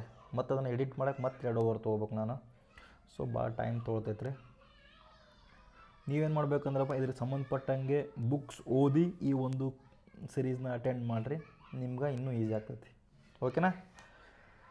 ನೆಕ್ಸ್ಟ್ ಕ್ವಶನ್ ಸ್ನೇಹಿತರೆ, ಜೈನರ ಮೊದಲನೆಯ ತೀರ್ಥಂಕರು ಯಾರು? ಜೈನರ ಮೊದಲನೆಯ ತೀರ್ಥಂಕರ ಬಗ್ಗೆ ಇಲ್ಲಿ ಪ್ರಶ್ನೆ ಆಗೈತೆ ರೀ. ಸರಿಯಾದ ಉತ್ತರ ಋಷಭನಾಥ. ನಮ್ಗೆ ಆಲ್ರೆಡಿ ಗೊತ್ತೈತಿ ಜೈನರ ಮೊದಲ ತೀರ್ಥಂಕರ ಏನಪ್ಪ? ಋಷಭನಾಥ. ಜೈನರು ಒಟ್ಟು 24 ತೀರ್ಥಂಕರು ಇರ್ತಾರೆ. ಮೊದಲನೆಯದವರು ಋಷಭನಾಥ ಅಥವಾ ಆದಿನಾಥ. ಇವರ ಒಂದು ಚಿಹ್ನೆ ಬಂದ್ರೆ ಎತ್ತು. ಸಾರಿ, ಇವರ ಚಿಹ್ನೆ ಋಷಭನಾಥ ಅಂದ್ರಪ್ಪ ಅಂದ್ರೆ ಎತ್ತು. ಓಕೆ, ಬರೋಬ್ಬರ. ನೆಕ್ಸ್ಟ್ 23ನೇಯವರು ಪಾರ್ಶ್ವನಾಥ. ಇವರ ಚಿಹ್ನೆ ಬಂದ್ರಪ್ಪ ಅಂದ್ರೆ ಸರ್ಪ. ಇಲ್ಲಿ ಪಾರ್ಶ್ವ ಐತೆ, ಇಲ್ಲಿ ಸರ್ಪ. ಇನ್ನು ಕಡೆಯದಾಗಿ ಬರೋರು 24ನೇ ತೀರ್ಥಂಕರಾದ ಮಹಾವೀರ. ಇವರ ಚಿಹ್ನೆ ಸಿಂಹ ನೋಡ್ರಿ. ಯಾವುದ್ರಿ? ಸಿಂಹ. ಹಲಿಂದ ಸಿಂಹ. ನೆಕ್ಸ್ಟ್, ಋಷಭನಾಥನನ್ನು ಐತಿಹಾಸಿಕ ವ್ಯಕ್ತಿಯೆಂದು ಖಚಿತವಾಗಿಲ್ಲವಾದರೂ ಜೈನ ಪುರಾಣಗಳಲ್ಲಿ ಇವರ ಉಲ್ಲೇಖ ಪ್ರಮುಖ ತೀರ್ಥಂಕರ ಮಾರ್ಗದ ನಿರ್ಮಾಪಕರಾಗಿದ್ದಾರೆ. ತೀರ್ಥಂಕರು ಮೋಕ್ಷ ಮಾರ್ಗದ ನಿರ್ಮಾಪಕರು. ಓಕೆ. ನೆಕ್ಸ್ಟ್, ಬೌದ್ಧ ಧರ್ಮದಲ್ಲಿ ಸಂಘ ಎಂದರೇನು? ಬೌದ್ಧ ಧರ್ಮದಲ್ಲಿ ಸಂಘ ಎಂದರೇನು? ಸರಿಯಾದ ಉತ್ತರ ಭಿಕ್ಷುಗಳ ಸಮುದಾಯಕ್ಕೆ ನಾವು ಸಂಘ ಅಂತ ಕರಿತೀವಿ ನೋಡ್ರಿ. ಭಿಕ್ಷುಗಳ ಸಮುದಾಯ. ರಾಜನ ಆಸ್ಥಾನಕ್ಕೆ ಸಂಘ ಅಂತ ಕರಿತೀವಿ? ಅಲ್ಲ. ಗೃಹಸ್ಥರ ಸಭೆ? ಅಲ್ಲ. ಗ್ರಂಥಗಳ ಸಂಗ್ರಹ? ಅಲ್ಲ. ಭಿಕ್ಷುಗಳ ಸಮುದಾಯ. ಬುದ್ಧನ ಧರ್ಮದ ಪ್ರಚಾರಕ್ಕಾಗಿ ಸಂಘವನ್ನು ಸ್ಥಾಪನೆ ಮಾಡಿದ್ರೆ, ಸಂಘ ಎಂದರೆ ಭಿಕ್ಷುಗಳ ಅಥವಾ ಸನ್ಯಾಸಿಗಳ ಸಂಘಟಿತ ಸಮುದಾಯ. ಪ್ರವೇಶ ಪಡೆದವರನ್ನು ಉಪಸಂಪದ ಎಂಬ ದೀಕ್ಷೆಯ ಮೂಲಕ ಸೇರಿಸಿಕೊಳ್ಳಲಾಗುತ್ತಿತ್ತು. ಸಂಘದಲ್ಲಿ ಕಟ್ಟುನಿಟ್ಟಿನ ನಿಯಮಗಳಿದ್ದವು. ವಿನಯ ಪೀಠಕದಲ್ಲಿ ಇದ್ರ ಬಗ್ಗೆ ಮೆನ್ಷನ್ ಮಾಡ್ಯಾರ. ನೆಕ್ಸ್ಟ್, ಭಿಕ್ಷುಗಳು ನೈತಿಕ ಜೀವನ ನಡೆಸಿ ಧರ್ಮ ಪ್ರಚಾರ ಮಾಡಬೇಕಿತ್ತು. ನಂತರ ಭಿಕ್ಷುಣಿಯರ ಸಂಘವು ಸ್ಥಾಪನೆಯಾಯಿತು. ಭಿಕ್ಷುಣಿಯರ ಸಂಘ. ಓಕೆ. ತ್ರಿರತ್ನಗಳಲ್ಲಿ ಬುದ್ಧ ಧರ್ಮ ಸಂಘ. ಇವು ಕ್ವಶನ್ ಆಯ್ತು ನೋಡ್ರಿ. ತ್ರಿರತ್ನಗಳಲ್ಲಿ ಬುದ್ಧ ಧರ್ಮ ಸಂಘವು ಒಂದಾಗೈತಿ. ಓಕೆ. ಕೆಳಗಿನ ಯಾವ ನದಿ ತೀರವು ಮಹಾಜನಪದಗಳಿಗೆ ಅನುಕೂಲವಾಗಿರಲಿಲ್ಲ? ಒಂದೇದು ನೋಡ್ರಿ, ಗಂಗಾ ಆಗಿತ್ತಾ? ಹೌದಾಗಿತ್ತು. ಯಮುನಾ ಆಗಿತ್ತಾ? ಆಗಿತ್ತು. ಗೋದಾವರಿ ಆಗಿತ್ತಾ? ಆಗಿತ್ತು. ನರ್ಮದಾ ಆಗಿತ್ತಾ? ಇಲ್ಲ ರೀ. ನರ್ಮದಾ ನದಿ ತೀರದಲ್ಲಿ ಯಾವುದೇ ಕೂಡ ಮಹಾಜನಪದಗಳು ಇರಲ್ರಿ. ಓಕೆ. ನರ್ಮದಾ ನದಿ ಬಗ್ಗೆ ಈ ರೀತಿಯ ಕ್ವಶನ್ ಬಂದ ನೋಡ್ರಿ. ಮಹಾಜನಪದಗಳು ಪ್ರಮುಖವಾಗಿ ಗಂಗಾ ಯಮುನಾ ಬಯಲಿನಲ್ಲಿ ಹರಿದಾಡಿದ್ದವು ಅಥವಾ ಹುಟ್ಟಿಕೊಳ್ತವೆ. ಮಗಧ, ಕೋಸಲ, ವತ್ಸ, ಪಂಚಾಲಿ ಇತ್ಯಾದಿ ನದಿ ತೀರದಲ್ಲಿ ಫಲವತ್ತಾದ ಪ್ರದೇಶದಲ್ಲಿದ್ದವು. ಗೋದಾವರಿ ತೀರದಲ್ಲಿ ಅಶ್ಮಕ ಇತ್ತು ನೋಡ್ರಿ. ಅಶ್ಮಕ ದಕ್ಷಿಣ ಭಾರತದ ಏಕೈಕ ಮಹಾಜನಪದ. ಆದರೆ ನರ್ಮದಾ ನದಿಯ ಕಾಲದಲ್ಲಿ 16 ಮಹಾಜನಪದಗಳ ಯಾವುದೇ ನೇರ ಸಂಪರ್ಕ ಹೊಂದಿರಲಿಲ್ಲ ರೀ ನರ್ಮದಾ ನದಿ. ನರ್ಮದೆ ಅಂದ್ರಪ್ಪ ಅಂದ್ರೆ ವಿಂಧ್ಯ ದಕ್ಷಿಣಕ್ಕಿದ್ದು ಆರ್ಯವರ್ತದ ವಿಸ್ತರಣೆಯ ಮಿತಿಯಾಗಿತ್ತು. ಹೀಗಾಗಿ ಮಹಾಜನಪದ ಪ್ರದೇಶ ನರ್ಮದಾ ನದಿ ತೀರದಲ್ಲಿ ವೇದಿಕೆ ಆಗಿರಲಿಲ್ಲ. ಓಕೆ, ಇದರ್ಥದ ನಾನು. ಇನ್ನು ಗೋತ್ರ ಪದ್ಧತಿಯು ವೇದೋತ್ತರ ಕಾಲದಲ್ಲಿ ಯಾವ ಕಾರಣಕ್ಕಾಗಿ ಪ್ರಾಮುಖ್ಯತೆಯನ್ನು ಪಡೆಯಿತು? ಗೋತ್ರ, ಕುಲ, ಗೋತ್ರ ನೋಡೋದು ಯಾವಾಗ್ರಿ? ಭೂಮಿ ಹಂಚಿಕೆ ನೋಡ್ತಾರೇನ್ರಿ ಕುಲ ಗೋತ್ರ? ಇಲ್ಲ. ವಿವಾಹಕ್ಕೆ ನೋಡ್ತಾರೆ ಅಂದ್ರೆ ಹೌದ್ರಿ. ವಿವಾಹ ಸಂದರ್ಭದಲ್ಲಿ ಕುಲ ಗೋತ್ರ ನೋಡ್ಕೊಳ್ಳೋದು. ವ್ಯಾಪಾರಕ್ಕಂತೂ ನೋಡಲ್ಲ. ಸೈನ್ಯ ಸಂಘಟನೆ ನೋಡಲ್ಲ. ಸರಿಯಾದ ಉತ್ತರ ವಿವಾಹ ನಿಯಂತ್ರಣ. GPS ಸ್ಟಾರ್ ಮತ್ತು UPSC ಕೇಳಿದಂಥ UPSC KS ಕೇಳಿದಂಥ ಪ್ರಶ್ನೆ ಪತ್ರಿಕೆ ಇದು ನೋಡ್ರಿ. ವೇದೋತ್ತರ ಕಾಲದಲ್ಲಿ ಗೋತ್ರ ಪದ್ಧತಿಯು ಪ್ರಾಮುಖ್ಯ ಪಡೆದಿತ್ತು. ಸಗೋತ್ರ ವಿವಾಹ ನಿಷೇಧ ಹೊಂದಿರುತ್ತೆ ನೋಡ್ರಿ. ಸಗೋತ್ರ ಒಂದೇ ಗೋತ್ರ ಮದುವೆ ಆಗಂಗಿಲ್ಲ. ನೆಕ್ಸ್ಟ್, ಗೋತ್ರವು ಒಬ್ಬ ಪ್ರಾಚೀನ ಋಷಿಯ ವಂಶವನ್ನು ಸೂಚಿಸುತ್ತಿತ್ತು. ಒಂದೇ ಗೋತ್ರದಲ್ಲಿ ವಿವಾಹ ನಿಷಿದ್ಧ. ಇದು ಕುಲೀನತೆ ಮತ್ತು ವಂಶಶುದ್ಧತೆಗೆ ಸಂಬಂಧಿಸಿತ್ತು. ಓಕೆನಾ. ಮುಖ್ಯವಾಗಿ ವೈವಾಹಿಕ ಸಂದರ್ಭಗಳ ನಿಯಂತ್ರಣಕ್ಕೆ ಗೋತ್ರವನ್ನು ನೋಡ್ತಾರೆ. ಕುಲ, ಗೋತ್ರ. ಪ್ರತಿಯೊಬ್ಬ ಬ್ರಾಹ್ಮಣನಿಗೂ ಒಂದು ಗೋತ್ರ ಇರುತ್ತದೆ. ಈ ಪದ್ಧತಿಯ ಮುಂದಿನ ಶತಮಾನಗಳಲ್ಲೂ ಮುಂದುವರಿತೀವಿ. ಪ್ರೆಸೆಂಟ್ ಕೂಡ ಕುಲ ಗೋತ್ರ ನೋಡೇ ನಾವು ಮದುವೆ ಮಾಡತ್ರಿ. ಹೌದಲ್ಲ. ನೆಕ್ಸ್ಟ್ ಪ್ರಶ್ನೆ ಸೇರ್ತಾರೆ, ಜೈನ ಧರ್ಮದ ಸ್ಯಾದ್ವದ ತತ್ವ ಏನು?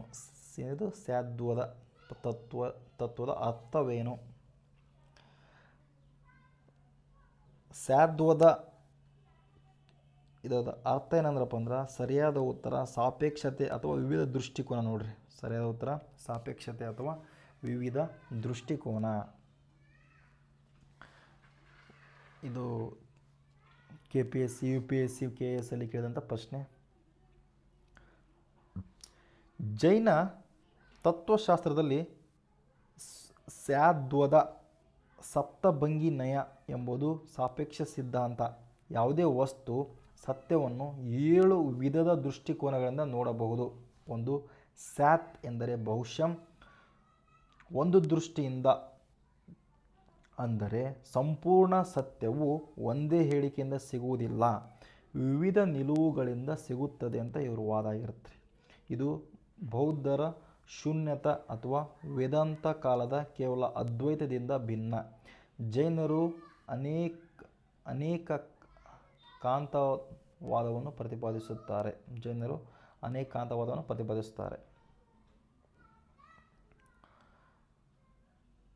ಇನ್ನೊಂದ್ಸಲ ಓದ್ ನೋಡ್ರಿ.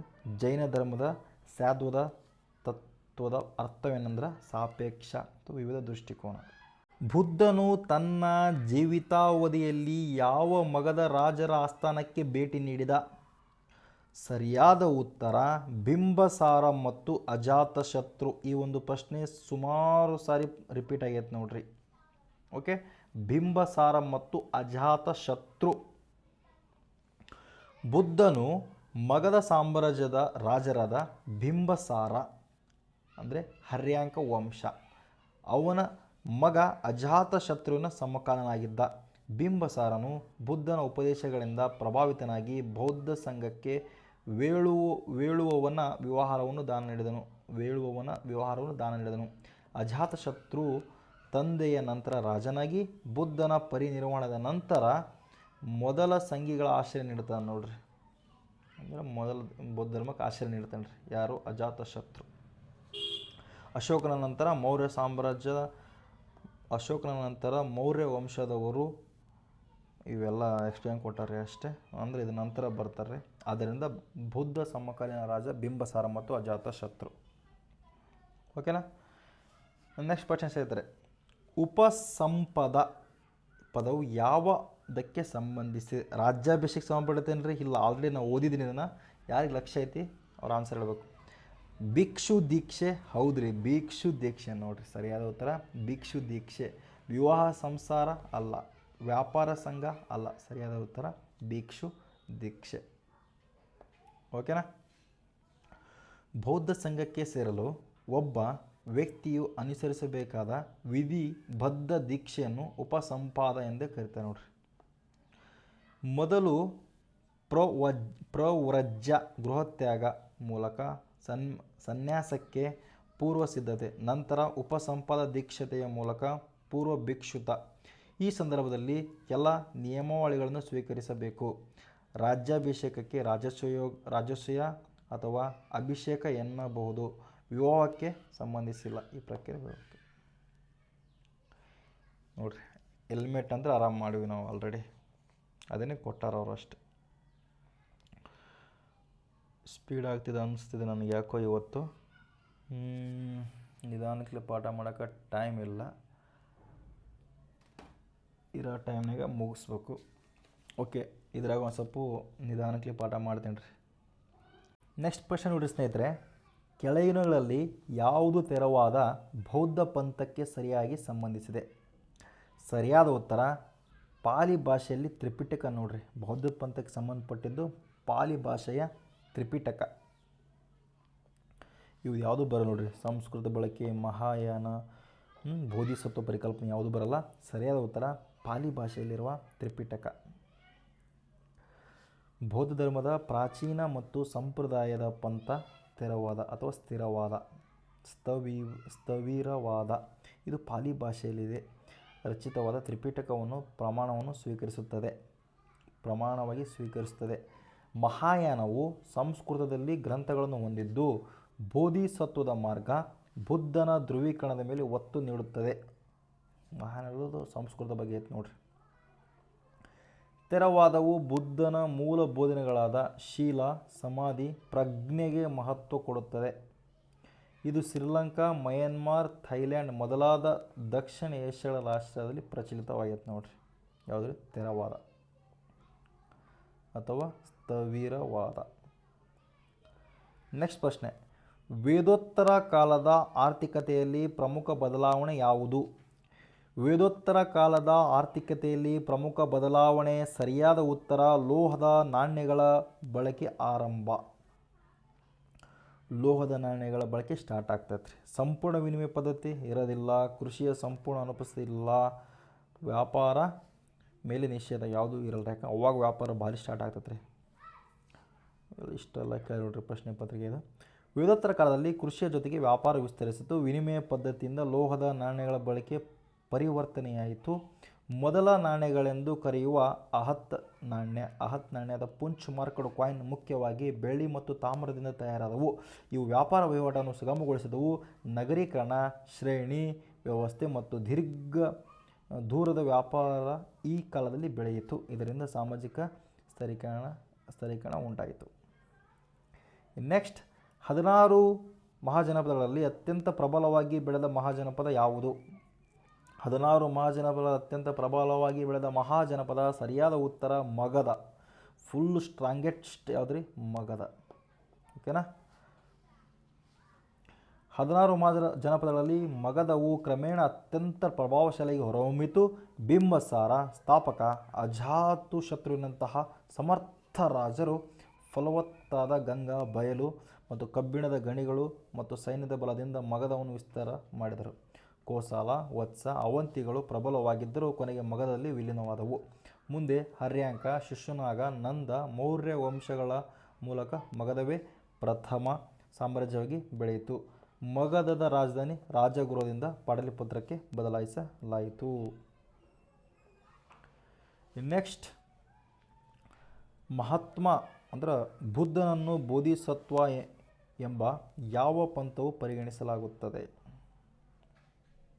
ಬುದ್ಧನನ್ನು ಬೋಧಿಸತ್ವ ಎಂಬ ಯಾವ ಪಂಥವು ಪರಿಗಣಿಸಲಾಗುತ್ತದೆ? ಸರಿಯಾದ ಉತ್ತರ ಮಹಾಯಾನ ನೋಡ್ರಿ. ತೆರವಾದ ಬರಲ್ಲ, ವಜ್ರವಾದ ಬರಲ್ಲ, ದಿಗಂಬರ ಬರಲ್ಲ. ಸರಿಯಾದ ಉತ್ತರ ಮಹಾಯಾನ. ಮಹಾಯಾನ ಬೌದ್ಧ ಪಂಥವು ಬುದ್ಧನ ಜ್ಞಾನೋದಯದ ಪೂರ್ವ ಜನ್ಮಗಳಲ್ಲಿ ಆತನನ್ನು ಬೋಧಿಸತ್ವ ಜ್ಞಾನೋದಯಕ್ಕಾಗಿ ಪ್ರಯತ್ನಿಸಿದವನು ಎಂದು ನಂಬುತ್ತಾರೆ. ಜಾತಕ ಕಥೆಗಳು ಬೋಧಿಸತ್ವನ ಕಥೆಗಳೇ ಆಗಿದೆ. ಮಹಾಯಾನದಲ್ಲಿ ಎಲ್ಲರೂ ಬೋಧಿಸತ್ವದ ಮಾರ್ಗ ಅನುಸರಿಸಬಹುದೆಂಬ ನಂಬಿಕೆ ಇದೆ. ತೆರವಾದವು ಬುದ್ಧನ ಮಾನವ ಗುರುವಾಗಿ ಮಾತ್ರ ಕಾಣುತ್ತದೆ. ವಜ್ರಯಾನ ತಾಂತ್ರಿಕ ಆಚರಣೆಗಳಿಗೆ ಹೆಸರಾಗಿದೆ. ದಿಗಂಬರ ಜೈನ ಪಂಗಡಕ್ಕೆ ಸೇರಿದೆ. ಎಕ್ಸ್ಪ್ಲೇಷನ್ ಇಲ್ಲ. ನೆಕ್ಸ್ಟ್ ಪ್ರಶ್ನೆ, ಜೈನ ಧರ್ಮದ ಅಪರಿಗ್ರಹ ತತ್ವವು ಯಾವುದಕ್ಕೆ ವಿರೋಧಿಸುತ್ತದೆ? ಅಪರಿಗ್ರಹ ಅಂದರೆ ಅಹಿಂಸಕ ಅಲ್ಲ. ವಸ್ತುಗಳ ಸಂಗ್ರಹ ಮತ್ತು ಆಸ್ತಿ ಸೇಕರಣೆ ಹೌದು. ತಪಸ್ಸು ಅಲ್ಲ.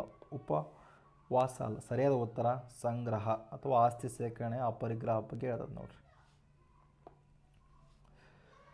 ನೆಕ್ಸ್ಟ್, ಜೈನ ಮಹಾವೃತಗಳಲ್ಲಿ ಅಪರಿಗ್ರಹ ಎಂದರೆ ಯಾವುದೇ ಬಗೆಯ ಆಸ್ತಿ ಅಥವಾ ಸಂಪತ್ತನ್ನು ಸೇಕರಿಸದಿರುವುದು. ಇದು ಭೌತಿಕ ವಸ್ತುಗಳಿಗೆ ಸಂಬಂಧಗಳಿಗೆ ಅಂಟಿಕೊಳ್ಳದಿರುವ ಮನೋಭಾವ. ಮಹಾವೀರನ ಪ್ರಕಾರ ಪರಿಗ್ರಹ ಅಥವಾ ಸಂಗ್ರಹವು ಆಸಕ್ತಿ ಮತ್ತು ಹಿಂಸೆಗೆ ಕಾರಣ. ಹೀಗಾಗಿ ಅದನ್ನು ತ್ಯಜಿಸುವುದು ಮೋಕ್ಷ ಸಾಧನೆಗೆ ಅವಶ್ಯಕ. ಅಹಿಂಸೆ, ತಪಸ್ಸು, ಉಪವಾಸ ಇವೆಲ್ಲವೂ ಜೈನ ಆಚರಣೆಗಳೇ ಆದರೂ ಅಪರಿಗ್ರಹಕ್ಕೆ ನೇರ ವಿರುದ್ಧವಲ್ಲ. ಓಕೆ, ಇದು ಕಟ್ಟುನಿಟ್ಟಾದ ನಿಯಮ. ಯಾರೂ ಕೂಡ ಹೆಚ್ಚಿಗೆ ತಮಗೆ ಅಗತ್ಯಕ್ಕಿಂತ ಹೆಚ್ಚಿನ ವಸ್ತುಗಳನ್ನು ಸಂಗ್ರಹ ಮಾಡಬಾರ್ದು ಅಂತ ಹೇಳ್ತಾರೆ ವರ್ಧಮಾನ ಮಹಾವೀರ.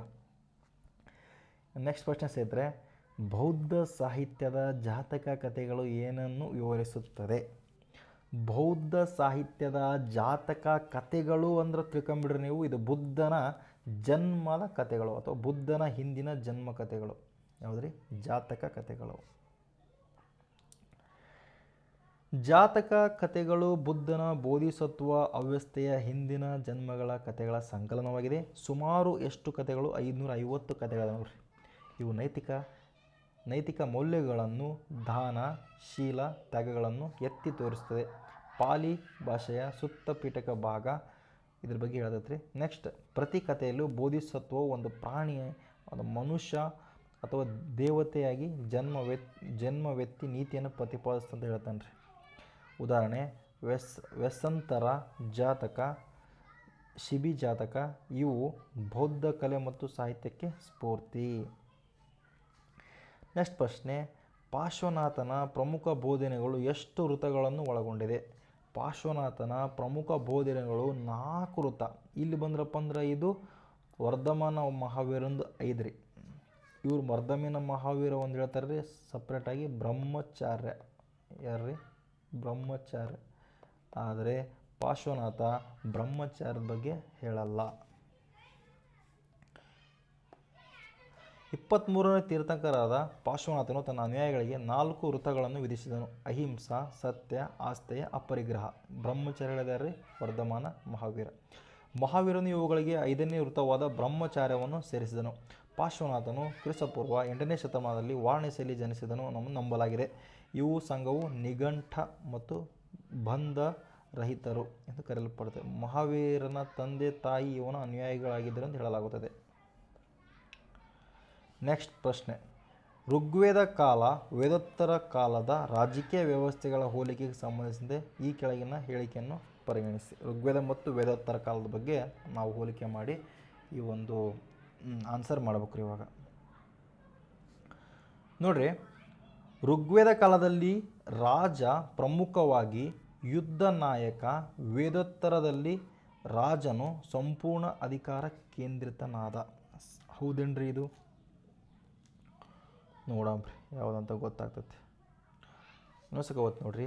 ಋಗ್ವೇದ ಕಾಲದಲ್ಲಿ ರಾಜ ಪ್ರಮುಖವಾಗಿ ಯುದ್ಧ ನಾಯಕ, ಹೌದ್ರಿ. ವೇದೋತ್ತರ ಕಾಲದಲ್ಲಿ ರಾಜನು ಸಂಪೂರ್ಣ ಅಧಿಕಾರ ಕೇಂದ್ರಿತನಾದ. ಓಕೆ, ಸರಿಯಾದ ಉತ್ತರ. ನೆಕ್ಸ್ಟ್, ಋಗ್ವೇದ ಕಾಲದಲ್ಲಿ ಸಭಾ ಮತ್ತು ಸಮಿತಿಗಳು, ವೇದೋತ್ತರ ಕಾಲದಲ್ಲಿ ಅವು ದುರ್ಬಲಗೊಂಡು. 2 ಸರಿ. ಇದು ನನಗೆ ಗೊತ್ತಿಲ್ಲ. ಸೊ ನಾನು ಹೆಂಗೆ ಮಾಡ್ತೀನಿ ಅಂದ್ರಪ್ಪ ಅಂದ್ರೆ ಆನ್ಸರ್ ಇದರಾಗ್ತೈತಿ, ಇದರಾಗ್ತೈತಿ. ಯಾವಾಗ ಚಾನ್ಸ್ ಇಲ್ಲ. ಓಕೆಲಾ? ಸರಿಯಾದ ಉತ್ತರ ಬಂದ್ರಪ್ಪ ಅಂದ್ರೆ 1 ಮತ್ತು 2 ಸರಿ. ನೋಡಿರಿ, ನನಗೆ ಯಾಕೆ ಡೌಟ್ ಆಯ್ತು ಅಂತ ಗೊತ್ತೇನ್ರಿ. ಇಲ್ಲಿ ವೇದೋತ್ತರ ಕಾಲದಲ್ಲಿ ರಾಜನು ಸಂಪೂರ್ಣ ಅಧಿಕಾರ ಕೇಂದ್ರಿತನಾದ. ಇದು ನನಗೆ ಯಾಕೋ ಒಂದು ಸ್ವಲ್ಪ ಮಿಸ್ ಹೊಡೆಯೋದಿತ್ತು, ಆದರೆ ಅದನ್ನು ಕೂಡ ಹೇಳಿಕೆ ಸರಿ ಅಂತೆ. ಓಕೆ. ನೆಕ್ಸ್ಟ್, ಋಗ್ವೇದ ಕಾಲದಲ್ಲಿ ಕ್ರಿಸ್ತಪೂರ್ವ 1500ರಿಂದ 1000 ನಡುವೆ ಬುಡಕಟ್ಟು ಆಧಾರಿತ ರಾಜನು ಗೋಪ ರಕ್ಷಕ ಮತ್ತು ಯುದ್ಧ ನಾಯಕನಾಗಿದ್ದ. ಸಭಾ, ಶ್ರೇಷ್ಠರ ಮಂಡಳಿ, ಸಮಿತಿ, ಸಾಮಾನ್ಯ ಸಭೆ, ಪ್ರಜಾಪ್ರಭುತ್ವ ಅಂಗಗಳಾಗಿದ್ದವು. ವೇದೋತ್ತರ ಕಾಲದಲ್ಲಿ 1000ರಿಂದ ಕ್ರಿಸ್ತಪೂರ್ವ 1600 ಮಧ್ಯೆ ವೇದೋತ್ತರ ಕಾಲ ಕಂಡು ಬರ್ತೈತಿ. ಇಲ್ಲಿ ಪ್ರಾದೇಶಿಕ ರಾಜ್ಯಗಳು ರೂಪುಗೊಂಡವು. ರಾಜನ ಅಧಿಕಾರ ವಿಸ್ತರಿಸಿತು. ಅಭಿಷೇಕ, ರಾಜಶ್ರಯ, ಅಶ್ವಮೇಧ ಯಾಗಗಳ ಮೂಲಕ ರಾಜಸತ್ವ ದೈವೀಕರಿಸಲಾಯಿತು. ಸಾವು ಮತ್ತು ಸಮಿತಿಗಳು ತಮ್ಮ ಪ್ರಾಮುಖ್ಯತೆಯನ್ನು ಕಳೆದುಕೊಂಡವು. ಈ ಬದಲಾವಣೆಯು ವರ್ಣ ವ್ಯವಸ್ಥೆ ಮತ್ತು ಗ್ರಾಮೀಣ ವಿಸ್ತರಣೆಯ ರಾಜ್ಯಕ್ಕೆ ಪುನರ್ ಆಗಿದೆ. ಓಕೆ, ನೋಡಿರಿ, ಇದೊಂದು ಸ್ವಲ್ಪ ಕ್ವಶನ್ ಇದೈತಿ. ನೆಕ್ಸ್ಟ್ ನೋಡಂಬ್ರಿ. ಅಂದರೆ ಕ್ವಶನ್ ಒಂದು ಸ್ವಲ್ಪ ರಾಂಗಾಗಿ ಟೈಪ್ ಆಗೈತೆ ಇದು.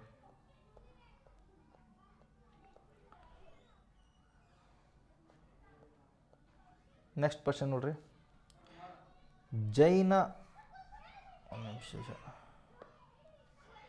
ಜೈನ ಮತ್ತು ಬೌದ್ಧ ಧರ್ಮದ ನಿರ್ವಹಣಾ ಮೋಕ್ಷಗಳ ಪರಿಕಲ್ಪನೆ ಸಂಬಂಧಿಸಿದಂತೆ ಈ ಕೆಳಗಿನ ಈ ಹೇಳಿಕೆ ಯಾವುದು ಸರಿಯಲ್ಲ?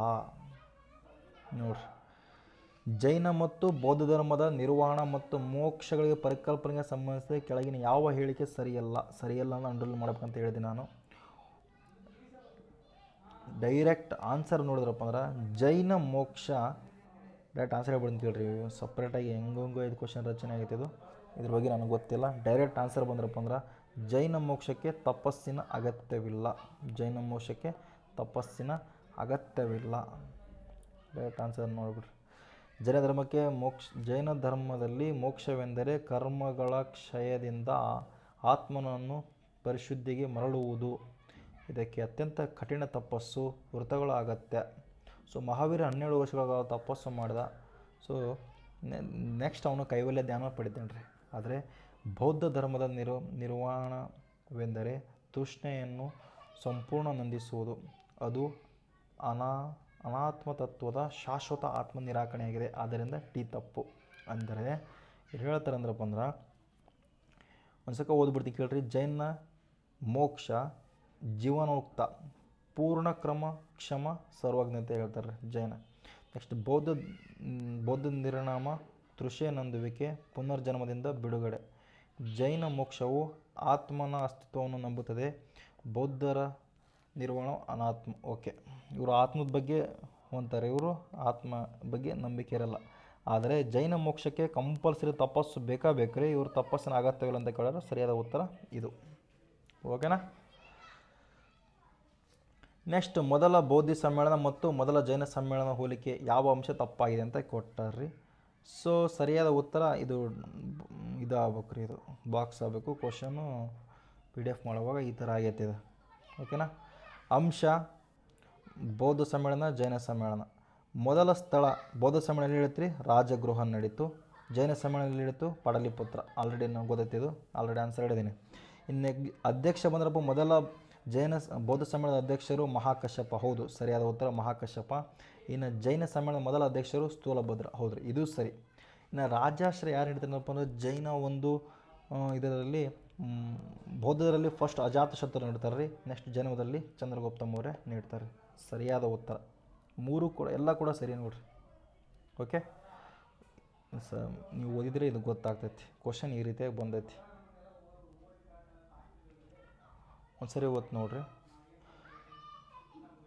ಬುದ್ಧನ ಮೊದಲ ಬೌದ್ಧ ಸಮ್ಮೇಳನ ರಾಜಗೃಹದಲ್ಲಿ ನಡೆಯಿತು. ಅಜಾತಶತ್ರುವಿನ ಆಶ್ರಯದಲ್ಲಿ ಮಹಾಕಶ್ಯಪನ ಅಧ್ಯಕ್ಷತೆಯಲ್ಲಿ ನಡೆಯಿತು. ಜೈನ ಧರ್ಮದ ಮೊದಲ ಸಮ್ಮೇಳನ ಅಥವಾ ಪ್ರಥಮ ಪ್ರವಚನ ಪಾಟಲಿಪುತ್ರದಲ್ಲಿ ಚಂದ್ರಗುಪ್ತನ ಮೌರ್ಯ ಕಾಲದಲ್ಲಿ ನಡೆಯಿತು. ಸ್ಥೂಲಭದ್ರನ ಅಧ್ಯಕ್ಷತೆಯಲ್ಲಿ ನಡೆದು 12 ಅಂಗಗಳು ಸಂಕಲನ ಮಾಡಲಾಯಿತು. 2 ಅನುಕ್ರಮವಾಗಿ ಆಯಾ ಧರ್ಮಗಳ ಗ್ರಂಥಗಳ ಕ್ರೋಢೀಕರಣ ಮಾಡಲಾಯಿತು. ಅಷ್ಟೆ. ನೆಕ್ಸ್ಟ್ ಕ್ವಶನ್ ನೋಡ್ರಿ. ವೇದೋತ್ತರ ಕಾಲದ ಧಾರ್ಮಿಕ ಚಳವಳಿಗಳ ಸಾಮಾಜಿಕ ಹಿನ್ನೆಲೆ ಯಾವುದು ಕಾರಣವಲ್ಲ ಅಂತಂದೇಳಿ ಅಂಡರ್ಲೈನ್ ಮಾಡ್ಕೋಬೇಕು. ಅಲ್ಲ, ಅದು ನಾವು ಆನ್ಸರ್ ಹುಡುಕ್ಬೇಕು ಇವಾಗ. ನೋಡಿರಿ, ವೇದೋತ್ತರ ಕಾಲದಲ್ಲಿ ಯಜ್ಞಗಳ ಸಂಕೀರ್ಣತೆ ಮತ್ತು ವೆಚ್ಚ ಹೌದೇನ್ರಿ ಹೆಚ್ಚಾಯ್ತಲ್ಲ ರೀ? ಹೌದು, ಆಯ್ತು. ನೆಕ್ಸ್ಟ್ ಬ್ರಾಹ್ಮಣರ ಪ್ರಾಬಲ್ಯ ಹೆಚ್ಚಾಯ್ತಾ? ಹೌದು, ಬ್ರಾಹ್ಮಣರ ಪ್ರಾಬಲ್ಯ ಕೂಡ ಹೆಚ್ಚಾಯಿತು. ಇನ್ನು ವರ್ಣ ವ್ಯವಸ್ಥೆ ನಮ್ಯತೆ ಆಗಲ್ಲ ನೋಡ್ರಿ, ವರ್ಣ ವ್ಯವಸ್ಥೆ ಹೆಚ್ಚಿಗೆ ಆಗ್ತೈತಿ. ನಮ್ಯತೆ ಅಂದರೆ ಕಡಿಮೆ. ಸೊ ಇದು ಅಲ್ಲ. ಸೊ ಕಬ್ಬಿಣದ ಬಳಕೆಯಿಂದ ಕೃಷಿ ವಿಸ್ತರಣೆ. ಹೌದು, ಕಬ್ಬಿಣದ ಬಳಕೆಯಿಂದ ಕೃಷಿ ವಿಸ್ತರಣೆ ಆಗ್ತೈತೆ ರೀ. ಓಕೆನಾ. ನೆಕ್ಸ್ಟ್, ವೇದೋತ್ತರ ಕಾಲದಲ್ಲಿ ಜೈನ ಮತ್ತು ಬೌದ್ಧ ಧರ್ಮಗಳು ಹುಟ್ಟಲು ಕಾರಣವಾಯಿತು. ಯಜ್ಞ ಯಾಗದಿಗಳಲ್ಲಿ ಅತಿಯಾದ ಪ್ರಾಣಿ ಬಲಿ, ಸಂಕೀರ್ಣ ಆಚರಣೆ, ಬ್ರಾಹ್ಮಣರ ಪ್ರಾಬಲ್ಯ ಮತ್ತು ಸಮಾಜದಲ್ಲಿ ವರ್ಣಾಧಾರಿತ ತಾರತಮ್ಯ. ಆದರೆ ವರ್ಣ ವ್ಯವಸ್ಥೆ ಕಾಲದಲ್ಲಿ ನಮ್ಯವಾಗಿರದೆ ಕಟ್ಟುನಿಟ್ಟಾಗಿತ್ತು. ಕಬ್ಬಿಣದ ಬಳಕೆಯಿಂದ ಆರ್ಥಿಕ ಬದಲಾವಣೆಯಾಗಿ ಹೊಸ ವ್ಯಾಪಾರಿ ವರ್ಗ ಉದಯವಾಯಿತು. ಇವರೆಲ್ಲ ಹೊಸ ಧರ್ಮಗಳ ಪೋಷಕರಾದರು. ಓಕೆನಾ. ಅಂದ್ರೆ ವೇದೋತ್ತರ ಕಾಲದಲ್ಲಿ ವರ್ಣಾಧಾರಿತ ತಾರತಮ್ಯ ಹೆಚ್ಚಿರ್ತಂತ. ಓಕೆ. ಮಹಾವೀರ ಮತ್ತು ಬುದ್ಧರ ನಡುವಿನ ಸಾಮ್ಯತೆ ಮತ್ತು ವ್ಯತ್ಯಾಸ ತಪ್ಪಾದ ಹೇಳಿಕೆಯನ್ನು ಗುರುತಿಸಿ. ಯಾವುದು ತಪ್ಪತ್ತೆ ಅಂತ ಹೇಳ್ಬೇಕು ಇವಾಗ. ನೋಡಿರಿ, ಇಬ್ಬರು ಕ್ಷತ್ರಿಯ ಕುಲದವರೇನ್ರಿ? ಹೌದ್ರಿ, ಇಬ್ಬರು ಕ್ಷತ್ರಿಯ ಕುಲದವರು. ಇಬ್ಬರು ವೇದ ಮತ್ತು ಪ್ರಾಮಾಣ್ಯವನ್ನು ಸಂಪೂರ್ಣವಾಗಿ ತಿರಸ್ಕರಿಸಿದರು. ಇಬ್ಬರು ವೇದ ಮತ್ತು ಪ್ರಾಮಾಣ್ಯವನ್ನು ಸಂಪೂರ್ಣವಾಗಿ ತಿರಸ್ಕಾರ ಆಗಲ್ಲ ನೋಡ್ರಿ. ಇವರು ಸಂಪೂರ್ಣವಾಗಿ ತಿರಸ್ಕಾರ ಮಾಡಲ್ಲ, ಅಲ್ಪ ಸ್ವಲ್ಪ ಅಂದರೆ ಮಿತಿಯಾಗಿ ತಿರಸ್ಕಾರ ಮಾಡ್ತಾರೆ. ನೆಕ್ಸ್ಟ್, ಬುದ್ಧ ಮಧ್ಯಮ ವರ್ಗ, ಮಹಾವೀರ ಅತ್ಯಂತ ಕಠಿಣ ತಪಸ್ಸಿಗೆ ಒತ್ತು ನೀಡಿದ. ಹೌದ್ರಿ, ಬರೋಬ್ಬರ. ಮಹಾವೀರನು ಪುನರ್ಜನ್ಮದಲ್ಲಿ ಆತ್ಮನನ್ನು ನಂಬಿದ, ಬುದ್ಧ ನಿರಾಕರಿಸಿದ. ಹೌದ್ರಿ, ಬರೋಬ್ಬರ. ಸರಿಯಾದ ಉತ್ತರ ಇಬ್ಬರು ವೇದವನ್ನು ಸಂಪೂರ್ಣ ಇರೋದಕ್ಕೋಸ್ಕರ ಈ ಆನ್ಸರ್ ಇದಾಗ್ತದೆ ರೀ. ಓಕೆನಾ. ಜೈನ ಮತ್ತು ಬೌದ್ಧ ಧರ್ಮಗಳೆರಡೂ ವೇದಗಳ ಪ್ರಾಮಾಣ್ಯವನ್ನು ಮತ್ತು ಯಜ್ಞಗಳ ಅಗತ್ಯವನ್ನು ತಿರಸ್ಕರಿಸಿದವು. ಆದರೆ ಸಂಪೂರ್ಣ ತಿರಸ್ಕಾರ ಎಂಬ ಪದ ಬಳಕೆಯಾಗಿದ್ದರಿಂದ ಅದು ತಪ್ಪು. ಜೈನರು ವೇದಗಳನ್ನು ಅಪೌರುಷೇಯ ಎಂದು ಒಪ್ಪಲಿಲ್ಲ. ಬುದ್ಧನು ವೇದಗಳ ಅನುಸಂಧಾನಕರಣೆಯನ್ನು ವಿರೋಧಿಸಿದ. ಆದರೆ ಇಬ್ಬರು ಕೆಲವು ನೈತಿಕ ಮೌಲ್ಯಗಳನ್ನು ಒಪ್ಪಿಕೊಂಡರು. ಓಕೆನಾ.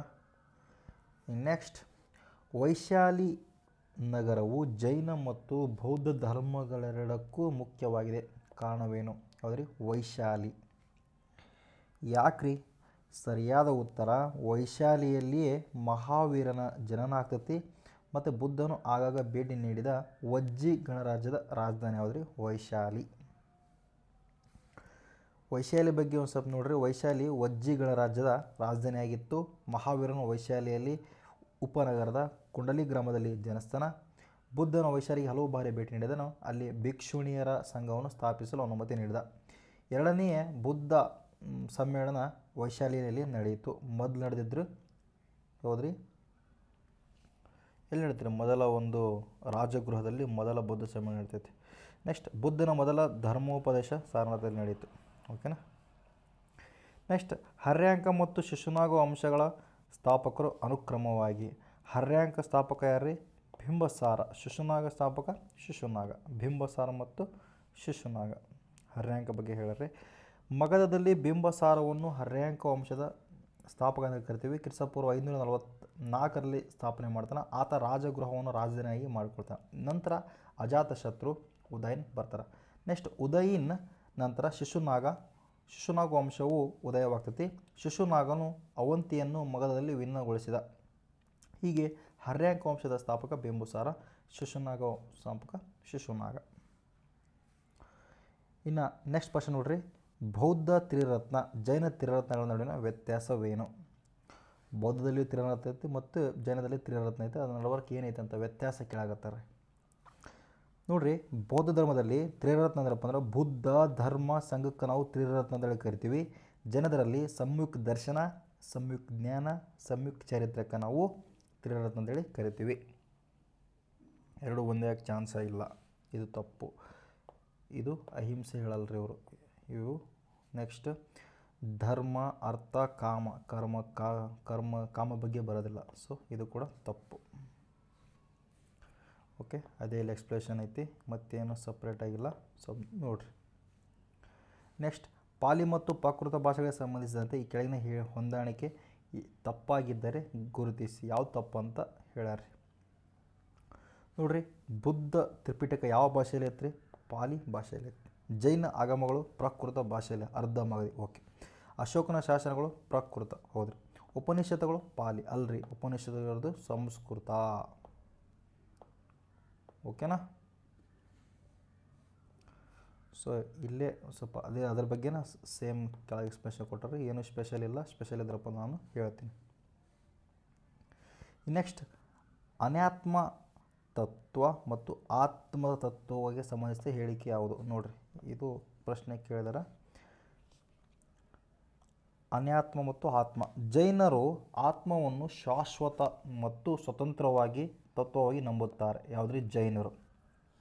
ಆದರೆ ಬೌದ್ಧರು ಆತ್ಮವನ್ನು ನಿರಾಕರಿಸಿ ಸ್ಕಂದಗಳ ಸಮೂಹವೇ ವ್ಯಕ್ತಿತ್ವವೆನ್ನುತ್ತಾರೆ. ಯಾರ್ರಿ? ಬೌದ್ಧರು. ಹೇಳಿಕೆ ಮತ್ತು ಜೈನ ಮತ್ತು ಬೌದ್ಧರಿಬ್ಬರು ಆತ್ಮವನ್ನು ಒಪ್ಪುತ್ತಾರೆ. ಇಲ್ರಿ, ಇವರು ಒಪ್ಪಲ್ರಿ. ಬೌದ್ಧರು ನಿರಾತ್ಮಕ ಅವರು. ಓಕೆನಾ. ಆತ್ಮ ನಿರಾಕಾರ ಮಾಡ್ತಾರೆ ಇವರು. ಸೊ ಸರಿಯಾದ ಉತ್ತರ ಎ, ಬಿ ಸರಿ. ಓಕೆನಾ. ಇದ್ರ ಬಗ್ಗೆ ಒಂದು ಸ್ವಲ್ಪ ನೋಡಂಬ್ರಿ. ಪ್ರತಿ ಜೀವಿಯು ಚೈತನ್ಯ. ಜೈನರು ಆತ್ಮವಾದಿಗಳು. ಪ್ರತಿ ಜೀವಿಗೂ ಚೈತನ್ಯಯುತ ಆತ್ಮವಿದೆ, ಅದು ಕರ್ಮಗಳಿಂದ ಆವೃತವಾಗಿದೆ. ತಪಸ್ಸಿನಿಂದ ಶುದ್ಧಿಗೊಂಡು ಮೋಕ್ಷ ಪಡೆಯುತ್ತಾರೆ. ಕಠಿಣವಾದ ತಪಸ್ಸಿನಿಂದ ಮೋಕ್ಷ ಪಡೆಯುತ್ತಾರೆ ಅಂತ ಹೇಳ್ತಾರೆ ಜೈನರು. ಅದೇ ರೀತಿಯಾಗಿ ಬೌದ್ಧರು ಶಾಶ್ವತ ಆತ್ಮನೆಂಬುದನ್ನು ತಿರಸ್ಕರಿಸಿ ಅನಾತ್ಮ ಅಂದರೆ ಅನುತ್ತ ತತ್ವವನ್ನು ಪ್ರತಿಪಾದಿಸುತ್ತಾರೆ. ಇವರ ಪ್ರಕಾರ ಪಂಚಸ್ಕಂದಗಳ ರೂಪ, ವೇದನಾ, ಸಂಜ್ಞೆ, ಸಂಸ್ಕಾರ, ವಿಜ್ಞಾನ, ಸಂಶೋಧನೆಯೇ ವ್ಯಕ್ತಿತ್ವ. ಇದು ನಿರಂತರ ಬದಲಾವಣೆಗೊಳ್ಳುತ್ತಿರುತ್ತದೆ. ಹೀಗೆ ಎರಡು ಹೇಳಿಕೆಗಳು ಸರಿಯಾಗಿದ್ದು. ತಪ್ಪು. ನೆಕ್ಸ್ಟ್ ಪ್ರಶ್ನೆ ಇದ್ದರೆ ವೇದೋತ್ತರ ಕಾಲದ ನಾಗರೀಕರಣವನ್ನು ಸೂಚಿಸುವ ಪ್ರಮುಖ ಅಂಶ ಯಾವುದು? ವೇದೋತ್ತರ ಕಾಲದ ನಾಗರೀಕರಣ ಬಗ್ಗೆ ಹೇಳ್ಯಾರ ನೋಡ್ರಿ. ಪ್ರಶ್ನೆ ಹೆಂಗೆ ಬಂದೈತೆ? ಓಕೆ. ಸರಿಯಾದ ಉತ್ತರ ಇವರು ಕೋಟೆಗಳು, ಅರಮನೆಗಳು, ಇಟ್ಟಿಗೆಗಳ ಕಟ್ಟಡಗಳನ್ನು ರಚನೆ ಮಾಡ್ತಾರೆ ರೀ ಇವರು. ವೇದೋತ್ತರ ಕಾಲದ ನಾಗರೀಕರಣವನ್ನು ಸೂಚಿಸುವ ಪ್ರಮುಖ ಅಂಶ ಯಾವುದಂದ್ರೆ ಕೋಟೆಗಳು, ಅರಮನೆಗಳು, ಇಟ್ಟಿಗೆ ಕಟ್ಟಡಗಳು. ಪಶುಪಾಲನೆ ಪ್ರಾಮುಖ್ಯತೆ ಇಲ್ರಿ. ಪಶುಪಾಲನೆ ಪೂರ್ವ ಋಗ್ವೇದ ಕಾಲದಲ್ಲಿ ಇರ್ತೈತೆ ರೀ. ಸಂಪೂರ್ಣ ಅಲೆಮಾರಿ ಜೀವನ ಇಲ್ರಿ. ಸಂಪೂರ್ಣ ಅಲೆಮಾರಿ ಜೀವನ ಮಾಡಲ್ಲ. ಯಾಕಂದ್ರಪ್ಪ ಅಂದ್ರೆ ಅಲ್ಲಿ ಸರಸ್ವತಿ ಗಂಗಾ ನದಿ ಪ್ರದೇಶದಲ್ಲಿ ವಾಸ ಮಾಡ್ತಾರೆ ರೀ. ಲಿಪಿ ಇಲ್ಲದ ಸಂಸ್ಕೃತಿ ಇಲ್ಲ. ಲಿಪಿ ಐತ್ರಿ, ಹೌದಲ್ರಿ. ಲಿಪಿ ಇರೋದಕ್ಕೋಸ್ಕರನ ವೇದಗಳು ರಚನೆ ಆಗಿರ್ತಾವೆ.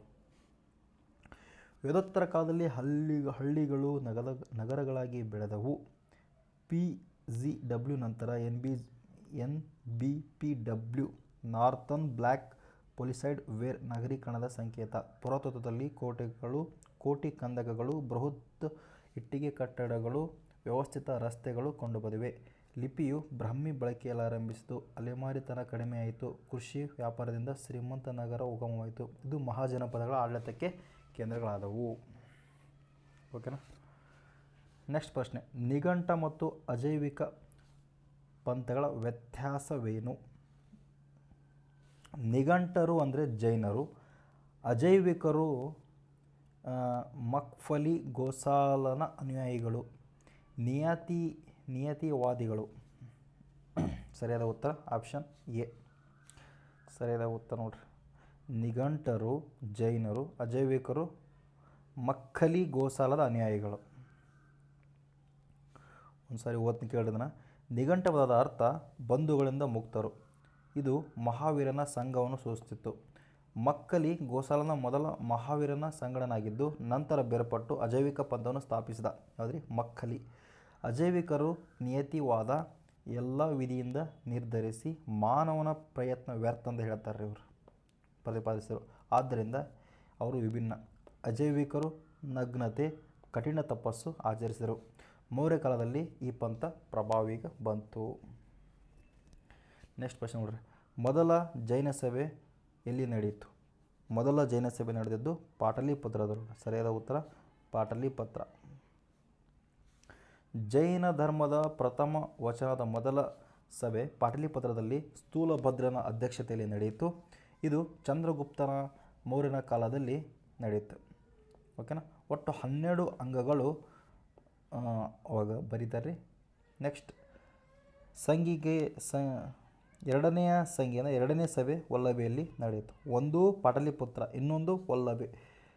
ಟ್ರಿಕ್ ಬಂದ್ರಪ್ಪ ಅಂದ್ರೆ ಪಾವ, ಪಾಟಲಿಪುತ್ರ, ವಲ್ಲಭಿ. ಓಕೆನಾ? ಬೌದ್ಧರು ಬಂದ್ರಪ್ಪ ಅಂದ್ರೆ ರವಾ ಪಾಕ. ನೆಕ್ಸ್ಟ್ ವೇದೋತ್ತರ ಕಾಲದ ಗಾಹಪತಿ ಎಂದರೆ ಯಾರು? ಯಾವುದ್ರಿ? ಗಾಹಪತಿ ಎಂದರೆ ಯಾರು? ವೇದೋತ್ತರ ಕಾಲದ ಗಾಹಪತಿ ಎಂದರೆ ಸರಿಯಾದ ಉತ್ತರ ಶ್ರೀಮಂತ ಗೃಹಸ್ಥ ಮನೆಯ ಯಜಮಾನ. ಶ್ರೀಮಂತ ಗೃಹಸ್ಥ ಮನೆಯ ಯಜಮಾನ ಗೃಹಪತಿ ಅಂತ ಕರಿತೀವಿ ನಾವು. ಓಕೆನಾ? ಇದು ಆಲ್ರೆಡಿ ಐತ್ರಿ. ಪಾಲಿ ಮತ್ತು ಸಂಸ್ಕೃತ ಸಾಹಿತ್ಯದಲ್ಲಿ ಗೃಹಪತಿ ಎಂದರೆ ಹಳ್ಳಿ ಅಥವಾ ಮನೆಯ ಯಜಮಾನ ಎಂದರ್ಥ. ಸಾಮಾನ್ಯವಾಗಿ ಶ್ರೀಮಂತ, ರೈತ ಮತ್ತು ವ್ಯಾಪಾರಿ ಇವರು ಸಮಾಜದಲ್ಲಿ ಪ್ರಮುಖ ಸ್ಥಾನ ಹೊಂದಿದ್ದರು. ಬೌದ್ಧ ಗ್ರಂಥದಲ್ಲಿ ಅನಾಥ ಪಿಂಡಿಕನಂತಹ ಗೃಹಪತಿಗಳು ಬುದ್ಧ ಮತ್ತು ಸಂಘಕ್ಕೆ ದಾನ ಮಾಡಿದ ಉದಾಹರಣೆಗಳಿವೆ. ಇವರು ಭೂಮಿ, ಧನ, ಚಿನ್ನ ಹೊಂದಿದ್ದು ಆರ್ಥಿಕವಾಗಿ ಸಬಲರಾಗಿದ್ದರು. ನೆಕ್ಸ್ಟ್ ಕ್ವಶನ್, ಅಶೋಕನ 13ನೇ ಬೃಹತ್ ಶಿಲಾಶಾಸನವು ಯಾವ ಮಹಾಜನಪದ ಉಲ್ಲೇಖಿಸುತ್ತದೆ? ಅಶೋಕನ 13ನೇ ಬೃಹತ್ ಶಿಲಾಶಾಸನವು ಚೋಳ, ಪಾಂಡ್ಯ, ಸತಿಯಪುತ ಮತ್ತು ಕೇರಳಪುತ. Option A.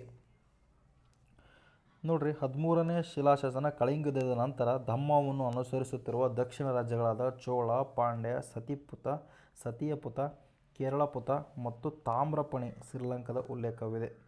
ಇವು ಮೌರ್ಯ ಸಾಮ್ರಾಜ್ಯ ಅಧೀನದಲ್ಲಿರದೆ ಸ್ವತಂತ್ರವಾಗಿದ್ದವು. ಈ ಶಾಸನದ ವೇದೋತ್ತರ ಕಾಲದಲ್ಲಿ ನಂತರದ್ದು. ಆ ಕಾಲದ ಭೌಗೋಳಿಕ ವಿಸ್ತರಣೆಯನ್ನು ಅರ್ಥ ಮಾಡಿಕೊಳ್ಳಲು ಮುಖ್ಯವಾಗಿದೆ. ನೆಕ್ಸ್ಟ್, ಚಾತುರ್ವರ್ಣ್ಯ ವ್ಯವಸ್ಥೆ ಖಂಡಿಸಿದ ಧರ್ಮಗಳು ಯಾವುವು? ಅದರ ಬಗ್ಗೆ ಓದಾಕತ್ತೀವಿ. ಜೈನ ಧರ್ಮ ಮತ್ತು ಬೌದ್ಧ ಧರ್ಮ ಚಾತುರ್ವರ್ಣವನ್ನು ಖಂಡಿಸ್ತಾರೆ ನೋಡ್ರಿ. ಓಕೆನಾ? ಅವ್ರ ಪ್ರಕಾರ ಏನಪ್ಪ ಅಂದ್ರೆ ಜನ್ಮದಿಂದಲ್ಲ, ಅಂದ್ರೆ ಒಂದು ಜಾತಿ ಇರೋದು ಜನ್ಮದಿಂದಲ್ಲ, ಅದು ಕರ್ಮದಿಂದ ಇರ್ಬೇಕಂತೇಳಿ 2 ಧರ್ಮಗಳು ಹೇಳ್ತಾವ್ರಿ. ಜೈನರು ವರ್ಣ ಭೇದ ಭಾವವಿಲ್ಲದೆ ಎಲ್ಲರಿಗೂ ಕೂಡ ಸಂಘಗಳಿಗೆ ಸ್ಥಾನ ನೀಡಿದ್ದಾರೆ. ಅದ್ಯಾಗೂ ಸಂಪೂರ್ಣವಾಗಿ ವರ್ಣಗಳು ತೊಡೆದು ಹಾಕಲಿಲ್ಲ. ಸಾಮಾಜಿಕವಾಗಿ ಸ್ಥಾನಮಾನ ಮೇಲೆ ಪ್ರಶ್ನಿಸಿದವು. ಓಕೆನಾ? ನೆಕ್ಸ್ಟ್, ಕೆಳಗಿನಗಳಲ್ಲಿ ಶ್ರವಣ ಸಂಪ್ರದಾಯ ಯಾವುದು ಒಳಗೊಳ್ಳುತ್ತದೆ? ಕೆಳಗಿನಗಳಲ್ಲಿ ಶ್ರವಣ ಸಂಪ್ರದಾಯ ಯಾವುದನ್ನು ಒಳಗೊಳ್ಳುತ್ತದೆ? ನೆಕ್ಸ್ಟ್, ಜೈನ, ಬೌದ್ಧ, ಅಜೈವಿಕ, ಚಾರ್ವಾಕ ಮೊದಲಾದ ವೈದಿಕೇತರ ಪಂಥಗಳ ಮೇಲೆ ಈ ಒಂದು ಶ್ರವಣ ಒಳಗೊಳ್ಳುತ್ತದೆ. ಓಕೆನಾ? ನಾನು ಇನ್ನೊಂದು ನೋಡ್ರಿ, ಕೆಳಗಿನಗಳಲ್ಲಿ ಶ್ರವಣ ಸಂಪ್ರದಾಯ ಯಾವುದನ್ನು ಒಳಗೊಳ್ಳುತ್ತದೆ ಅಂದರೆ ಸರಿಯಾದ ಉತ್ತರ ಶ್ರವಣ ಅಂದ್ರಪ್ಪ ಅಂದ್ರೆ ಜೈನ ಧರ್ಮ, ಬೌದ್ಧ ಧರ್ಮ, ಅಜೈವಿಕ ಧರ್ಮ, ಚಾರ್ವಾಕ ಮೊದಲಾದ ವೈದಿಕ ಪಂಥಗಳ ಮೇಲೆ ಈ ಒಂದು ಒಳಗೊಳ್ಳುತ್ತದೆ. ಕಾರಣ ಏನಂದ್ರಪ್ಪ ಅಂದ್ರೆ ಶ್ರವಣ ಸಂಪ್ರದಾಯವು ವೈದಿಕ ಯಜ್ಞಕಾಂಡವನ್ನು ತಿರಸ್ಕರಿಸಿ ತಪಸ್ಸು, ಧ್ಯಾನ, ನೈತಿಕ ಜೀವನದ ಮೂಲಕ ಮೋಕ್ಷವನ್ನು ಹುಡುಕಿದ ಪಂಥಗಳಿಗೆ ಅನ್ವಯಿಸುತ್ತದೆ. ಜೈನ, ಬೌದ್ಧ, ಅಜೈವಿಕ, ಚಾರ್ವಾಕ, ಲೋಕಾಯುಕ್ತ ಇವೆಲ್ಲ ಶ್ರವಣ ಪಂಥಗಳು. ಓಕೆನಾ? ಇವರು ಸನ್ಯಾಸ, ಕರ್ಮ ಮತ್ತು ಪುನರ್ಜನ್ಮ ತತ್ವಗಳ ಮೇಲೆ ವಿಭಿನ್ನ ದೃಷ್ಟಿಕೋನಗಳನ್ನು ಹೊಂದಿದ್ದರು. ಇದು ವೈದಿಕ ಬ್ರಾಹ್ಮಣ ಧರ್ಮಕ್ಕೆ ಸಮಾನಾಂತರ ಚಿಂತನಾಧಾರವಾಗಿತ್ತು. ಓಕೆನಾ? ನೆಕ್ಸ್ಟ್ ಪ್ರಶ್ನೆ ನೋಡ್ರಿ, ಸಪ್ತಭಂಗೀನಯವು ಯಾವ ಧರ್ಮದ ತಾತ್ವಿಕ ವಿವರಣೆಯಾಗಿದೆ? ಸಪ್ತಭಂಗೀನಯ ಸರಿಯಾದ ಉತ್ತರ ಸಪ್ತಭಂಗೀನಯ ಜೈನ ಧರ್ಮಕ್ಕೆ ತಾತ್ವಿಕ ಉದಾಹರಣೆ ಆಗೈತೆ ನೋಡ್ರಿ. ಯಾವುದ್ರಿ? ಜೈನ ಧರ್ಮಕ್ಕೆ ತಾತ್ವಿಕ ಉದಾಹರಣೆ ಆಗಿದೆ. ಓಕೆನಾ? ಸಪ್ತಭಂಗೀನಯ ಜೈನ ತರ್ಕಶಾಸ್ತ್ರದ ವಿಶೇಷ ಪರಿಕಲ್ಪನೆ. ಯಾವುದೇ ವಸ್ತು ಅಥವಾ ಹೇಳಿಕೆಯನ್ನು 7 ವಿಧಗಳಲ್ಲಿ ಅಭಿವ್ಯಕ್ತಪಡಿಸಬಹುದು ಅಂತ ಹೇಳ್ತಾರೆ ಅವರು. ಸ್ಯಾತ್ ಆಸ್ತಿ ಬಹುಶಃ ಇದೆ, ಸ್ಯಾತ್ ನಾಸ್ತಿ ಬಹುಶಃ ಇಲ್ಲ, ಸ್ಯಾತ್ ಆಸ್ತಿ ನಾಸ್ತಿ ಬಹುಶಃ ಇದೆ, ಬಹುಶಃ ಇಲ್ಲ, ಸ್ಯಾತ್ ಅವ್ಯಕ್ತವ ಬಹುಶಃ ಅನಿರ್ವಚನೀಯ ಇತ್ಯಾದಿ. ಇದು ಜೈನ ಅನೇಕಾಂತವಾದದ ಪ್ರಾಯೋಗಿಕ ರೂಪ. ಬೌದ್ಧರು ಮಾಧ್ಯಮಿಕ ಸಿದ್ಧಾಂತ, ಚಾರ್ವಾಕರು ಕೇವಲ ಪ್ರತ್ಯಕ್ಷ ಪ್ರಮಾಣ, ವೇದವು ಅದ್ವೈತವಾಗಿ ಹೊಂದಿದ್ರಿ. ನೆಕ್ಸ್ಟ್, ಬುದ್ಧನು ಮಹಾಪರಿನಿರ್ವಾಣ ಹೊಂದಿದ ಸ್ಥಳ ಮತ್ತು ಅಲ್ಲಿಯ ಸ್ತೂಪ ಯಾವುದು? ಮಹಾಪರಿನಿರ್ವಾಣ ಹೊಂದಿದ ಸ್ಥಳ ನಮಗೆ ಗೊತ್ತೈತಿ, ಕುಶಿನಗರ. ಯಾವುದ್ರಿ? ಕುಶಿನಗರ. ಎಲ್ಲಿ ಕಂಡು ಬರ್ತಾರೆ? ಉತ್ತರ ಪ್ರದೇಶದಲ್ಲಿ ಕುಶಿನಗರ ಕಂಡು ಬರ್ತೈತಿ. ಮಹಾಪರಿನಿರ್ವಾಣ ಹೊಂದಿರೋ ಸ್ತೂಪ. ಓಕೆನಾ? ಸರಿಯಾದ ಉತ್ತರ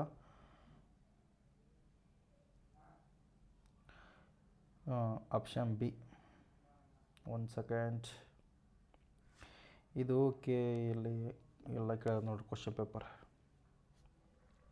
ಕುಶಿನಗರವು ಉತ್ತರ ಪ್ರದೇಶದಲ್ಲಿದೆ. ಓಕೆ, ಈಗ ಹೇಳಿ ನಾನು. ಬುದ್ಧನು 80ನೇ ವಯಸ್ಸಿನಲ್ಲಿ ಅಂತಿಮ ನಿಧನ ಹೊಂದಿದ. ಇಲ್ಲಿ ಸ್ತೂಪ ಸ್ಥಿತಿಯಲ್ಲಿ ಮಹಾಪರಿನಿರ್ವಾಣ ಸ್ತೂಪವಿದೆ. ಸಾರನಾಥದಲ್ಲಿ ಮೊದಲ ಧರ್ಮೋಪದೇಶ ನೀಡಿದರೆ ಧಾರ್ಮಿಕ ಸ್ತೂಪ ರಚನೆ ಮಾಡ್ಯಾರ. ನೆಕ್ಸ್ಟ್, ಬೋಧಗಯಾದಲ್ಲಿ ಜ್ಞಾನೋದಯ ಆಗ್ತೈತಿ. ಮಹಾಬೋಧಿಯಲ್ಲಿ ವಿಹಾರ ಆಗ್ತೈತಿ. ಸಾಂಚಿ ಸ್ತೂಪದಲ್ಲಿ ಅಶೋಕ ನಿರ್ಮಿತ ಆಗ್ತಾನೆ. ನೆಕ್ಸ್ಟ್, ಕುಶಿನಗರದಲ್ಲಿ ನಿರ್ವಾಕ ಸ್ತೂಪ ಮತ್ತು ರಂಬರ್ ಸ್ತೂಪಗಳಿವೆ. ಮಲ್ಲ ರಾಜ್ಯ ಈ ಭಾಗವಾಗಿದ್ದ ಕುಶಿನಗರದಲ್ಲಿ ಬೌದ್ಧನ ಅಂತಿಮ ಉಪದೇಶ ನೀಡಿದ. ಮಲ್ಲ ರಾಜ್ಯದ ಭಾಗ ನೋಡ್ರಿ ಕುಶಿನಗರ. ನೆಕ್ಸ್ಟ್ ಪ್ರಶ್ನೆ ನೋಡ್ರಿ, ಬಿಂಬಸಾರನು ಹರ್ಯಾಂಕ ವಂಶದ ಸ್ಥಾಪಕ. ಹೌದೇನ್ರಿ? ಹೌದ್ರಿ, ಬಿಂಬಸಾರ ಹರ್ಯಾಂಕ ವಂಶದ ಸ್ಥಾಪಕ. ಆತನು ಗಿರಿವಜ್ರ ಅಂದ್ರು ಒಂದು ರಾಜಗೃಹ ಒಂದು ರಾಜಧಾನಿ ಮಾಡಿದ. ಹೌದ್ರಿ, ಸರಿಯಾದ ಉತ್ತರ. ಬೌದ್ಧ ಮತ್ತು ಜೈನ ಗ್ರಂಥಗಳೆರಡು ಆತನನ್ನು ಉಲ್ಲೇಖಿಸಲಾಗಿದೆ ನೋಡ್ರಿ. ಬೌದ್ಧ ಮತ್ತು ಜೈನ ಗ್ರಂಥಗಳಲ್ಲೂ ಬಿಂಬಸಾರನ್ನು ಉಲ್ಲೇಖಿಸಲಾಗುತ್ತೆ ನೋಡ್ರಿ. ಸೊ ಆಪ್ಷನ್ ಡಿ 3 ಕೂಡ ಸರಿ. ಗಿರಿವಜ್ರ ಅಂದ್ರಪ್ಪ ರಾಜಗೃಹ ನೋಡ್ರಿ, ಅವನ ರಾಜಧಾನಿ ಆಗಿತ್ತು. 5 ಬೆಟ್ಟಗಳಿಂದ ಸುತ್ತುವರೆದ್ರಿಂದ ಇದಕ್ಕೆ ಗಿರಿವಜ್ರ ಎಂಬ ಹೆಸರು ಬಂತು. ಬುದ್ಧನ ವಿನಯಪೀಠಕ ಜೈನ ಧರ್ಮದ ಆಗಮಗಳಲ್ಲಿ ಬಿಂಬಸಾರನ ಉಲ್ಲೇಖವಿದೆ. ಇವರು ಅಂದ್ರೆ ನಮ್ಮ ಒಂದು ಬಿಂಬಸಾರ ಬುದ್ಧ ಮತ್ತು ಮಹಾವೀರ ಇಬ್ಬರು ಸಮಕಾಲೀನವನು. ಓಕೆನಾ? ನೆಕ್ಸ್ಟ್, ಹೇಳಿಕೆ. ವೇದೋತ್ತರ ಕಾಲದಲ್ಲಿ ಬ್ರಾಹ್ಮಣರ ಪ್ರಾಬಲ್ಯ ಅತಿಯಾಯಿತು. ಹೌದೇನ್ರಿ? ಹೌದು, ಸರಿಯಾದ ಹೇಳಿಕೆ ಬರೋಬರೈತೆ.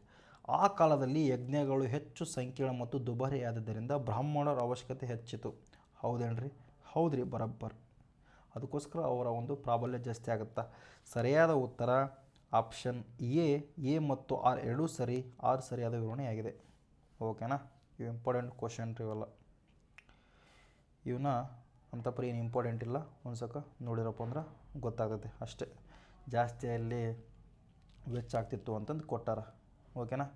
ಅಂದರೆ ವೇದೋತ್ತರ ಕಾಲದಲ್ಲಿ ರಾಜಸೂಯಗ, ಅಶ್ವಮೇಧೆಯಂತಹ ಸಂಕೀರ್ಣ ಯಾಗಗಳು ಹೆಚ್ಚಾದವು. ಇವುಗಳನ್ನು ನಡೆಸಲು ಬ್ರಾಹ್ಮಣರು ಪುರೋಹಿತರ ಪಾಂಡಿತ್ಯ ಅಗತ್ಯವಾಯಿತು. ಹೀಗಾಗಿ ಸಮಾಜದಲ್ಲಿ ಸ್ಥಾನಮಾನ ಹೆಚ್ಚಿ ವರ್ಣ ವ್ಯವಸ್ಥೆ ವರ್ಣ ವ್ಯವಸ್ಥೆಯಲ್ಲಿ ಅಗ್ರಗಣ್ಯರಾಗ್ತಾರೆ. ಯಾರು? ಬ್ರಾಹ್ಮಣರು. ಯಜ್ಞದ ವೆಚ್ಚ ಸಾಮಾನ್ಯರಿಗೆ ತಲುಪದಂತೆ ಮಾಡಿ ಬ್ರಾಹ್ಮಣರು ಕ್ಷತ್ರಿಯ ಒಕ್ಕೂಟ ಬಲಗೊಳ್ಳಲು ಕಾರಣವಾಯಿತು. ಓಕೆನಾ? ಇನ್ನು ನೋಡ್ರಿ, ಮ್ಯಾಚ್ ದ ಫಾಲೋವಿಂಗ್. ಬೌದ್ಧ ಪೀಠಿಕೆ ಮತ್ತು ಅವುಗಳ ವಿಷಯಗಳೊಂದಿಗೆ ಜೋಡಿಸ್ಬೇಕು. ಇದು ಕೇಳಿದಂಥ ಕ್ವಶನ್ ಯಾವುದ್ರ ಇದು? 1 ನಿಮಿಷ ಹೈಲೈಟ್ರ್ ತೊಗೊಂಬಿಡಮ್ಮ. ಓಕೆ,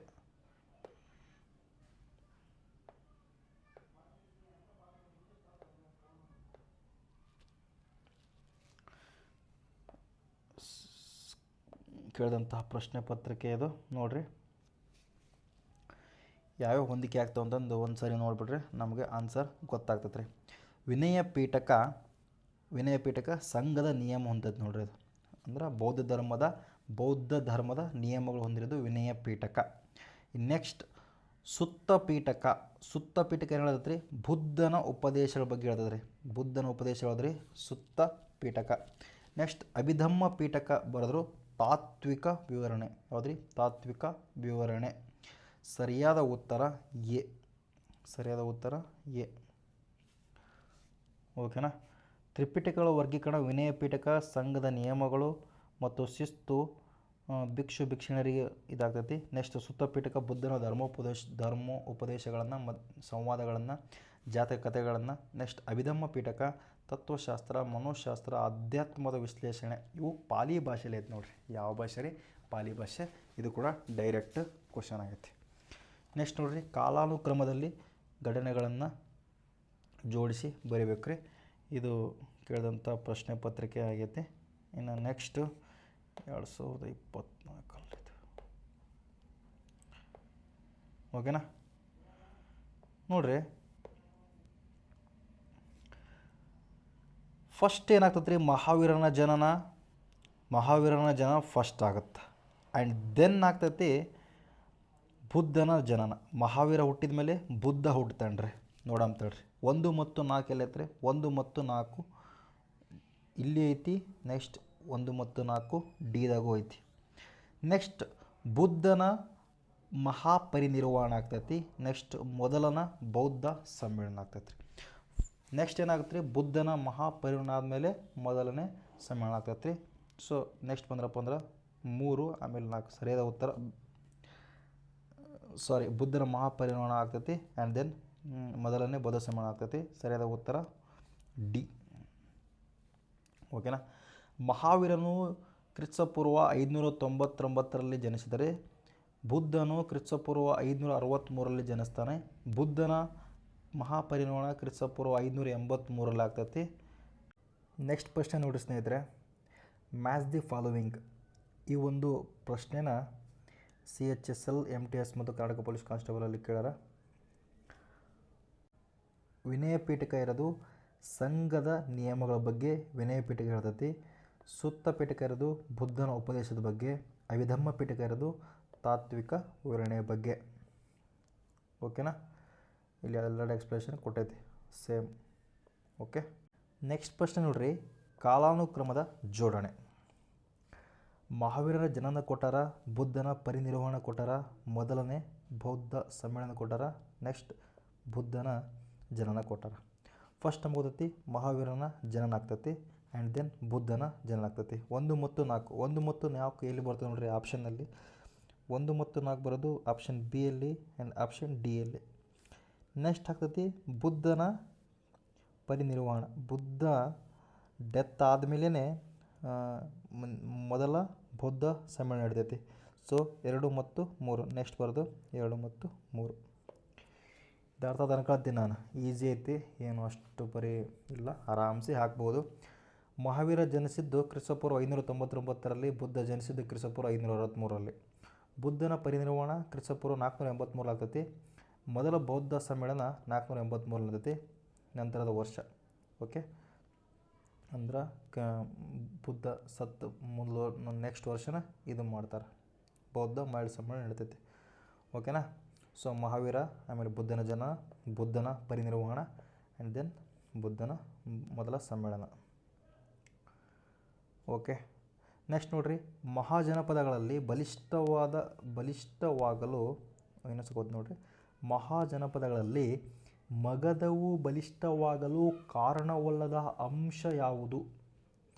ಮಹಾಜನಪದಗಳಲ್ಲಿ ಮಗಧವು ಬಲಿಷ್ಠವಾಗಲು ಕಾರಣವಲ್ಲದ ಅಂಶ ಒಂದೇದು ನೋಡ್ರಿ, ಕಬ್ಬಿಣದ ಗಣಿ ಸಂಪತ್ತು ಇತ್ತು, ಹೌದ್ರಿ, ಅವ್ರ ಕಡೆ ಇತ್ತು. ಗಂಗಾ ನದಿ ಫಲವತ್ತಾದ ಬಯಲು, ಹೌದು ಇತ್ತು ರೀ. ನುರಿತ ಪಡೆ ಇತ್ತು ರೀ. ಸಮುದ್ರ ತೀರ ಇರಲ್ರಿ, ಯಾಕಂದ್ರೆ ಮಗಧ ಬರೋದ್ರಿ ಬಿಹಾರದಾಗ. ಎಲ್ರಿ? ಬಿಹಾರದಲ್ಲಿ. ನಮ್ಗೆ ಗೊತ್ತೈತಿ ಬಿಹಾರ ಭೂ ಸುತ್ತರಿದ ರಾಜ್ಯ. ಓಕೆನಾ? ದಕ್ಷಿಣದ ಬಿಹಾರಲ್ಲಿ ಇರ್ತೈತಿ. ಇದು ಭೂ ಆವೃತವಾದ ಪ್ರದೇಶ, ಅದಕ್ಕೋಸ್ಕರ ಅದು ಯಾವುದಲ್ಲ ನೋಡ್ರಿ, ಗಂಗಾ ಮತ್ತು ಸೋನ್ ಜಲಮಾರ್ಗ ಇರ್ತೈತೆ ರೀ. ಓಕೆ, ಒಂದು ಕ್ವಶನ್ ಬಂತು ನೋಡ್ರಿ ಇಲ್ಲಿ. ಒಂದು ಪುರಾತತ್ವ ನೆಲೆಯಲ್ಲಿ PGW ಮಡಿಕೆಗಳೊಂದಿಗೆ ಕಬ್ಬಿಣದ ಕುಡುಗೋಲು ಮತ್ತು ಭತ್ತದ ಕಾಳುಗಳು ದೊರೆತಿವೆ. ಈ ನೆಲೆಯು ಯಾವ ಕಾಲಕ್ಕೆ ಸೇರಿದ್ದು? ಇದು ಆಲ್ರೆಡಿ ಕ್ವಶನ್ ಒಂದನೇದು ಅಥವಾ ಎರಡನೇದು ಕ್ವಶನ್ ಆಗೈತಿ. ಸರಿಯಾದ ಉತ್ತರ ವೇದೋತ್ತರ ಕಾಲ ನೋಡ್ರಿ. ಸೊ ಉಲ್ಟಾ ಕೇಳಿದ್ರು, ಅವಾಗ ವೇದೋತ್ತರ ಕಾಲದ ಬಗ್ಗೆ ಕೇಳಿದ್ರು, ಇವಾಗ ಆಪ್ಷನಲ್ ಅದು ಇಟ್ಟು ಅದ್ರ ಬಗ್ಗೆ ಎಕ್ಸ್ಪ್ಲೇಷನ್ ಕೊಟ್ಟಾರ. ಸೊ ಬೂದು ಬಣ್ಣದ ಚಿತ್ರದ ಮಡಿಕೆ, ಓಕೆನಾ. ಈ ಕಬ್ಬಿಣದ ಕುಡುಗೋಲು ಅವೆಲ್ಲ ಬಂದ್ರಪ್ಪ ಅಂದ್ರೆ ಡೈರೆಕ್ಟ್ ಆನ್ಸರ್ ಹಾಕಿಬಿಡ್ಬೇಕು. ನೆಕ್ಸ್ಟ್ ಪ್ರಶ್ನೆ, ಮಹಾಜನಪದಗಳ ಪೈಕಿ ಗಣರಾಜ್ಯ ಪದ್ಧತಿಯನ್ನು ಹೊಂದಿದ್ದವು ಎಷ್ಟು ಎಂದು ಈ ಕೆಳಗಿನ ಮೂಲಗಳು ಸೂಚಿಸಿದರು. ಕೆಳಗಿನಗಳಲ್ಲಿ ಗಣರಾಜ್ಯವಾಗಿ ಗುರುತಿಸಲ್ಪಡದ ಮಹಾಜನಪದ ಯಾವುದು? ಯಾವುದು ಗಣರಾಜ್ಯ ಅವಲ್ರಿ? ವಜ್ಜಿ ಹೌದೇನ್ರಿ? ಹೌದು, ವಜ್ಜಿ ಗಣರಾಜ್ಯ. ಮಲ್ಲ ಹೌದೇನ್ರಿ? ಹೌದು, ಮಲ್ಲ. ಕುರು ಹೌದೇನ್ರಿ? ಹೌದು. ಮಗದಲ್ರಿ? ಮಗಧದಲ್ಲಿ ರಾಜಪ್ರಭುತ್ವ ಇತ್ತು, ಹೌದಲ್ರಿ. ಮಗಧದಲ್ಲಿ ಬಿಂಬಸಾರನಿಂದ ಆರಂಭಿಸೋದು ಮಗಧ ಸಾಮ್ರಾಜ್ಯ ಸ್ಥಾಪಕ ಬಿಂಬಸಾರ, ಓಕೆನಾ. ಅಲ್ಲಿ ರಾಜಪ್ರಭುತ್ವ ಇತ್ತು ಅಂತ ಆ ಕ್ವಶನ್ ಬಂದೈತೆ ಅಷ್ಟೇ.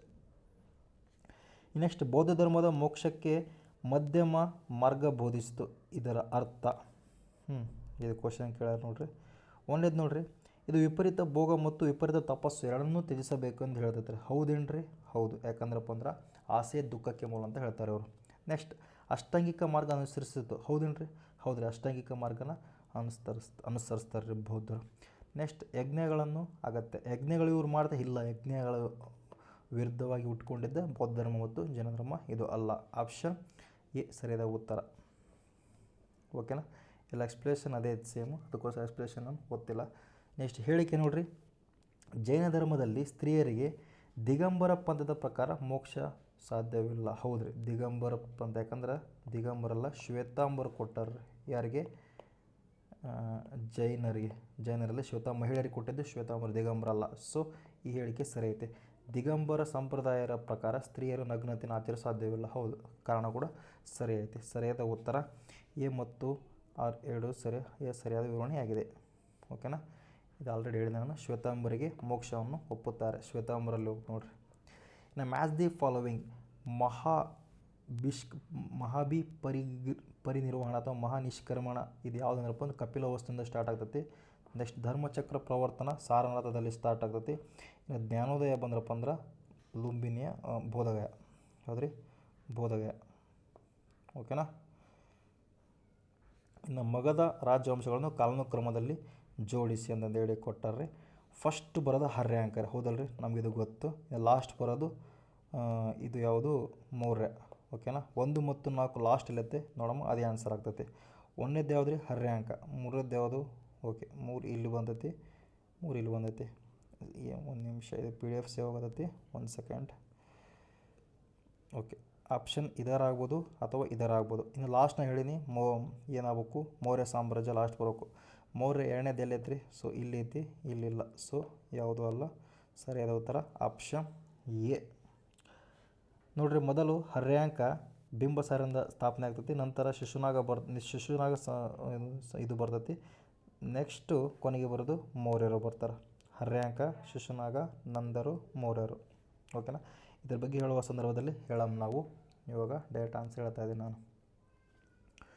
ಓಕೆ, ಕರ್ಮ ಸಿದ್ಧಾಂತದಲ್ಲಿ ಜೈನ ಮತ್ತು ಬೌದ್ಧ ನಡುವಿನ ಸೂಕ್ಷ್ಮ ವ್ಯತ್ಯಾಸ, ಓಕೆನಾ. ಡೈರೆಕ್ಟ್ ಆನ್ಸರ್ ಹೇಳ್ಬಿಡ್ತೀನಿ ಕೇಳ್ರಿ.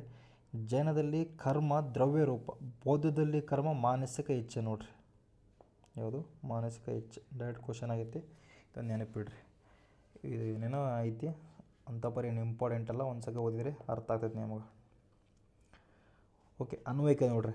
ಇತಿಹಾಸಕಾರರೊಬ್ಬರು ಒಂದು ಪ್ರಾಚೀನ ಗ್ರಂಥದಲ್ಲಿ ಮರದ ಕೋಟೆ, ದುರ್ಗ ಮತ್ತು ನಾಣ್ಯಗಳಲ್ಲದ ವಿನಿಮಯ ವ್ಯವಸ್ಥೆಯನ್ನು, ಕುರುಹುಗಳನ್ನು ಕಂಡರು.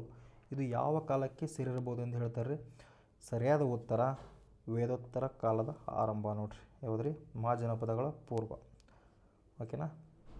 ಮರದ ಕೋಟೆ, ಮಣ್ಣಿನ ಗೋಡೆಗಳು ಪ್ರಚಲಿತ, ಅದು ಯಾವುದು? ವೇದೋತ್ತರ ಕಾಲದ ಆರಂಭ, ಅಂದ್ರೆ ಮಹಾಜನಪದಗಳ ಪೂರ್ವ, ಓಕೆನಾ. ನೆಕ್ಸ್ಟ್, ಪಾಲಿ ಭಾಷೆಗೆ ಸಂಬಂಧಿಸಿದ ಈ ಕೆಳಗಿನ ಹೇಳಿಕೆ ಯಾವುದು ತಪ್ಪಾದದ್ದು ಅಂಡರ್ಲೈನ್ ಮಾಡಬೇಕು ಅಂತ ಹೇಳಿನಿ ನೋಡಿರಿ. ಇದು ಮಾಗಧಿ ಪ್ರಕೃತಿಗೆ ಸಂಬಂಧಿಸಿದೆ. ಹೌದೇನ್ರಿ? ಹೌದು. ಇದು ತೆರವಾದ ಬೌದ್ಧ ಗ್ರಂಥಗಳ ಭಾಷೆಯಲ್ಲಿದೆ. ಹೌದ್ರಿ, ಬರೋಬ್ಬರ್. ಯಾಕಂದ್ರೆ ಬೌದ್ಧ ಗ್ರಂಥಗಳೆಲ್ಲ ಪಾಲಿ ಭಾಷೆಯಲ್ಲಿದೆ. ಅಶೋಕನ ಎಲ್ಲ ಶಾಸನಗಳು ಪಾಲಿಯಲ್ಲಿದೆ. ಹೌದೇನ್ರಿ? ಅಲ್ಲ. ಯಾಕಂದ್ರಪ್ಪ ಅಂದ್ರೆ ಪ್ರಾಕೃತ ಭಾಷೆಯಲ್ಲೂ ಕೂಡ ಕಂಡುಬರ್ತವೆ, ಪಾಲಿ ಭಾಷೆಯಲ್ಲೂ ಕಂಡುಬರ್ತವೆ. ಆ ಪ್ರದೇಶ ಸಂಬಂಧಪಟ್ಟಂತೆ ಅಶೋಕನ ಭಾಷೆಗಳು ಸಿಲೋನ್ ಭಾಷೆ ಕಂಡುಬರ್ತವೆ. ಸೊ ತಪ್ಪು. ಉತ್ತರ ಭಾರತದಲ್ಲಿ ಇದು ಉತ್ತರ ಭಾರತ ಮೂಲದ್ದು. ಓಕೆ, ಇದು ಸರಿಯಾದ ಉತ್ತರ ಇದು ಅಲ್ಲಿ ನೋಡಿರಿ, ಅಶೋಕನ ಎಲ್ಲ ಶಾಸನಗಳು ಪಾಲಿಯಲ್ಲಿಲ್ಲ. ಓಕೆನಾ, ತ್ರಿಪುಟಗಳು ಪಾಲಿಯಲ್ಲಿದೆ ಎಲ್ಲ ಆಲ್ರೆಡಿ ನಿಮಗೆ ಗೊತ್ತೈತಿ. ನೋಡೋರಪ್ಪ ಅಂದ್ರೆ ಬ್ರಾಹ್ಮಿ ಕರೋಷ್ಟಿ ಲಿಪಿಯಲ್ಲಿ ಇರ್ತವೆ ನೋಡಿರಿ ಅಶೋಕಂತ. ಓಕೆ, ಮಹಾವೀರನ ತತ್ವಕ್ಕೆ ಸಂಬಂಧಿಸಿದಂತೆ ಅಹಿಂಸೆಯ ಪರಮೋಚ್ಚ ಧರ್ಮ ಹೌದೇನ್ರಿ? ಅಹಿಂಸೆ ಸರಿಯಾದ ಉತ್ತರ, ಹೌದು. ನೆಕ್ಸ್ಟ್, ಕರ್ಮ ಸಿದ್ಧಾಂತದಲ್ಲಿ ಆತ್ಮಕ್ಕೆ ಕರ್ಮ ಅಂಟುವುದರಿಂದ ಮೋಕ್ಷಕ್ಕೆ ಕರ್ಮಕ್ಷಯ ಆಗುತ್ತೆ, ಹೌದು ಬರೋಬ್ಬರ್. ವೇದ ಪ್ರಾಮಾಣ್ಯವನ್ನು ಒಪ್ಪಿ ಯಜ್ಞಗಳನ್ನು ಸಮರ್ಪಿಸೋದು ಅಲ್ಲಿ ನೋಡ್ರಿ, ಯಾಕಂದರೆ ಇದು ವಿರುದ್ಧ ಹೋರಾಟ ಮಾಡ್ತಾರೆ. ಸೊ ಇದಲ್ಲ, ಎ ಮತ್ತು ಬಿ ಸರಿ. ಓಕೆನಾ, ನೆಕ್ಸ್ಟ್ ಹೇಳಿಕೆ ನೋಡ್ರಿ, ವೇದೋತ್ತರ ಕಾಲದಲ್ಲಿ ನಗರಗಳು ಬೆಳೆದವು, ಹೌದೇನ್ರಿ? ವೇದೋತ್ತರ ಕಾಲದ ನಗರಗಳು ಬೆಳೆದವು, ಸರಿಯಾದ. ನೆಕ್ಸ್ಟ್, ಲೋಹದ ನಾಣ್ಯಗಳ ಬಳಕೆ ಪ್ರಾರಂಭವಾಗಿ ವ್ಯಾಪಾರ ವಿಸ್ತರಿಸಿತು, ಹೌದೇನ್ರಿ? ಹೌದು ಬರೋಬ್ಬರ್. ಎ ಮತ್ತು 2 ಸರಿ, ಮತ್ತು ಅದಕ್ಕೆ ಉದಾಹರಣೆ ಕೂಡ ಕಾರಣ ಕೂಡ ಕೊಟ್ಟಾರ. ಓಕೆನಾ, ಇನ್ನೆಷ್ಟು ನೋಡ್ರಿ, ಹೊಂದಿಸಿ ಬರೆಯಿರಿ. ಥೇರವಾದ ಪಾಲಿ ತ್ರಿಪಿಟ ಅರ್ಹತ ಮಾರ್ಗದಲ್ಲಿ ಇದೈತ್ರಿ. ಇನ್ನು ನೆಕ್ಸ್ಟು ಮಹಾಯಾನ ಬಂದ್ರಪ್ಪ ಅಂದ್ರೆ ಅದರ ವೈಶಿಷ್ಟ್ಯ ಬೋಧಿಸತ್ವ, ಬಹುದೇವತಾ ಆರಾಧನೆ ಮಹಾಯಾನ. ಇನ್ನು ವಜ್ರಯಾನ ಬಂದ್ರಪ್ಪ ಅಂದ್ರೆ ತಾಂತ್ರಿಕ ಆಚರಣೆ ಮತ್ತು ಮಂತ್ರ. ಓಕೆನಾ, ಇದು ಆಲ್ರೆಡಿನೇ ಕಟ್ಟಿನಿ. ವಜ್ರಾಯನ ತಾಂತ್ರಿಕ ಬೌದ್ಧ ಧರ್ಮ, ಮಂತ್ರ ಮುದ್ರೆ ಮಂಡಲ, ಹೀಗೆ. ಓಕೆ, ಇನ್ನು ಕಾಲಾನುಕ್ರಮದಲ್ಲಿ ಬರೆಯಿರಿ. ಇದು ಆಲ್ರೆಡಿ ಕ್ವಶನ್ ಆಗಿತ್ತು ಗೊತ್ತಿಲ್ಲ, ಸೊ ಇದಾಗಿಲ್ಲ ಅನ್ನಿಸ್ತೈತಿ ನೋಡಿರಿ. ಫಸ್ಟ್ ಬರೋದು ಯಾವ್ದು ರೀ?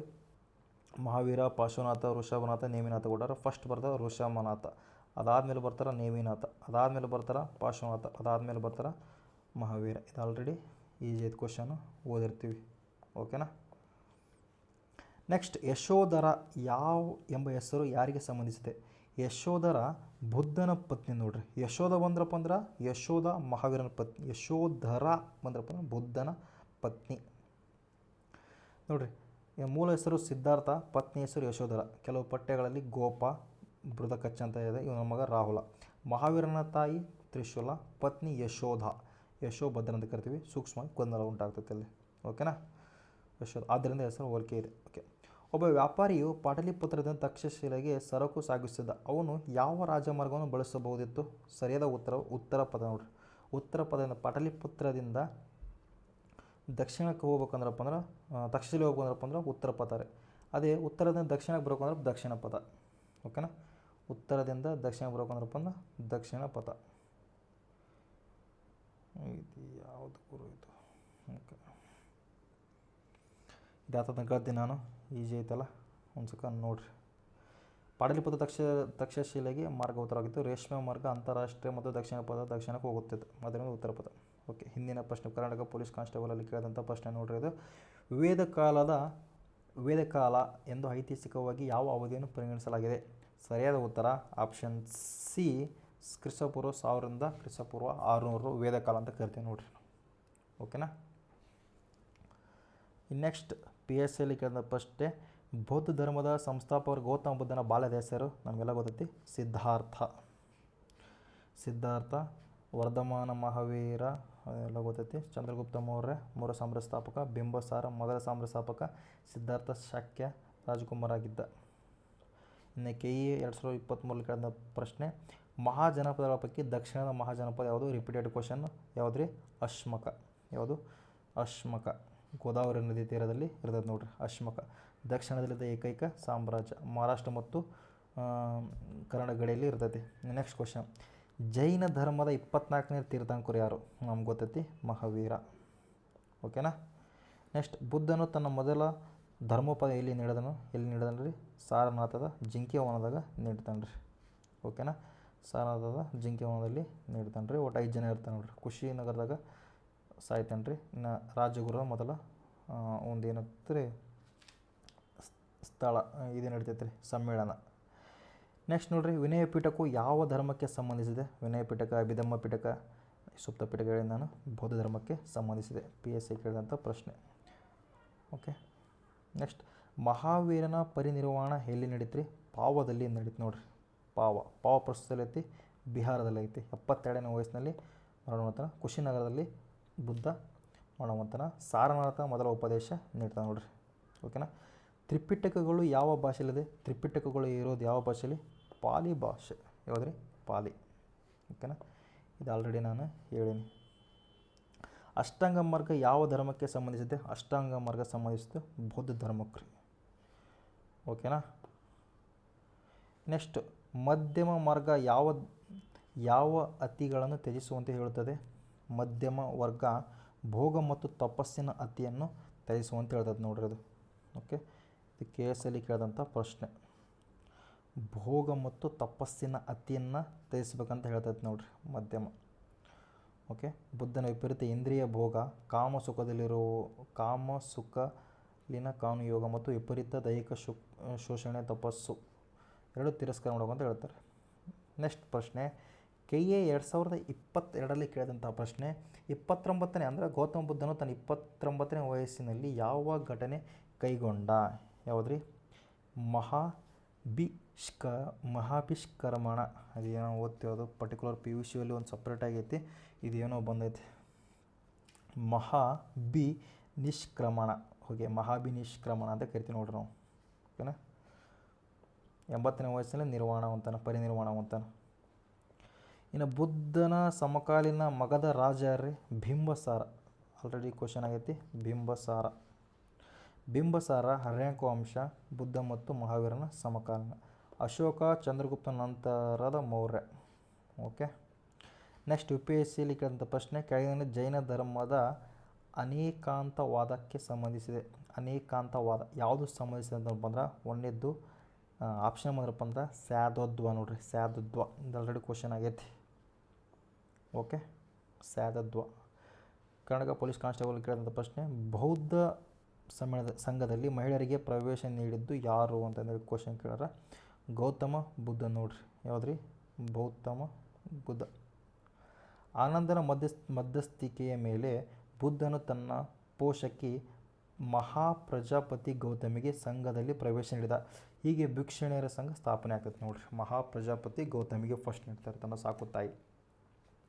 ನೆಕ್ಸ್ಟ್, ನಳಂದ ವಿಶ್ವವಿದ್ಯಾಲಯ ಯಾವ ಧರ್ಮದ ಕೇಂದ್ರವಾಗಿದೆ? ಬೌದ್ಧ ಧರ್ಮ. ನಮಗೆಲ್ಲ ಗೊತ್ತೈತಿ ಬೌದ್ಧ ಧರ್ಮ. ಓಕೆನಾ. ನಳಂದ ವಿಶ್ವವಿದ್ಯಾಲಯವು ಬೌದ್ಧ ಧರ್ಮಕ್ಕೆ ಪ್ರಮುಖ ಕಲಿಕಾ ಕೇಂದ್ರವಾಗಿತ್ತು. ಗುಪ್ತರಿಂದ ಸ್ಥಾಪಿತವಾದ, ಪಾಲರಿಂದ ಪೋಷಿತವಾದದ್ದು. ನೆಕ್ಸ್ಟ್, ಇದು ಮಹಾಯಾನ ಬೌದ್ಧ ಧರ್ಮದ ಅಧ್ಯಯನಕ್ಕೆ ಹೆಸರುವಾಸಾಗಿತ್ತು. ವೇದೋತ್ತರ ಕಾಲದ ನಂತರವಾದ ಬೌದ್ಧ ಪರಂಪರೆಗೆ ಮುಂದುವರಿಕೆ. ಸ್ನೇಹಿತರೆ, ಜೈನ ಧರ್ಮದ ಕೈವಲ್ಯ ಜ್ಞಾನವೆಂದರೇನು? ಜೈನ ಧರ್ಮದ ಪ್ರಕಾರ ಕೈವಲ್ಯ ಜ್ಞಾನ ಕೇವಲ ಅಲ್ಲ, ಕೈವಲ್ಯ ಜ್ಞಾನ ಇದು ಸಂಪೂರ್ಣ ಜ್ಞಾನವನ್ನು ಪಡೆದವನು ಅಥವಾ ಸರ್ವಜ್ಞಾನ ಅಂತ ಅರ್ಥ. ಓಕೆ. 12 ವರ್ಷಗಳ ತಪಸ್ಸಿನ ನಂತರ ಕೈವಲ್ಯ ಜ್ಞಾನನ ಯಾರು ಪಡಿತಾರೆ? ಮಹಾವೀರನ ಪಡಿತಾನೆ. ಅದರಿಂದ ಅವನು ಸರ್ವಜ್ಞಾನದ. ಇದರಿಂದ ಬುದ್ಧನಿಗೆ ಸಂಯುಕ್ ಸಂಬೋಧಿ ಪರಿಪೂರ್ಣ ಜ್ಞಾನೋದಯ ಅಂತಂದೇಳಿ ಕರಿತಾರೆ ನೋಡ್ರಿ. ನೆಕ್ಸ್ಟ್, ವೇದೋತ್ತರ ಕಾಲದ ಸಾಮಾಜಿಕ ವ್ಯವಸ್ಥೆಗೆ ಸಂಬಂಧಿಸಿದಂತೆ ಗೃಹಸೂತ್ರಗಳು ಯಾವುವು? ಗೃಹಸೂತ್ರಗಳು ಗೃಹಸ್ಥನ ಜೀವನ ಆಚರಣೆ ಬಗ್ಗೆ ಹೇಳ್ತತ್ರಿ. ಓಕೆ, ಅಂತ ಪರಿ ಇಂಪಾರ್ಟೆಂಟ್ ಅಲ್ಲ, ಆಲ್ರೆಡಿ ನಾನು ಇದನ್ನು ಹೇಳ್ತೀನಿ. ಗೃಹಸ್ಥನು ಸ್ವಲ್ಪ ಸ್ಪೀಡ್ ಆಯ್ತಿದ್ದು, ಕ್ಷಮಾಪಣೆ ಇರಲಿ, ನಿಧಾನ. ಒಳ್ಳೆ ಗುಣ, ಒಳ್ಳೆ ನಡತೆ, ಒಳ್ಳೆ ಸಂಸ್ಕಾರ ಮನುಷ್ಯನ ನಿಜವಾದ ಶ್ರೀಮಂತ.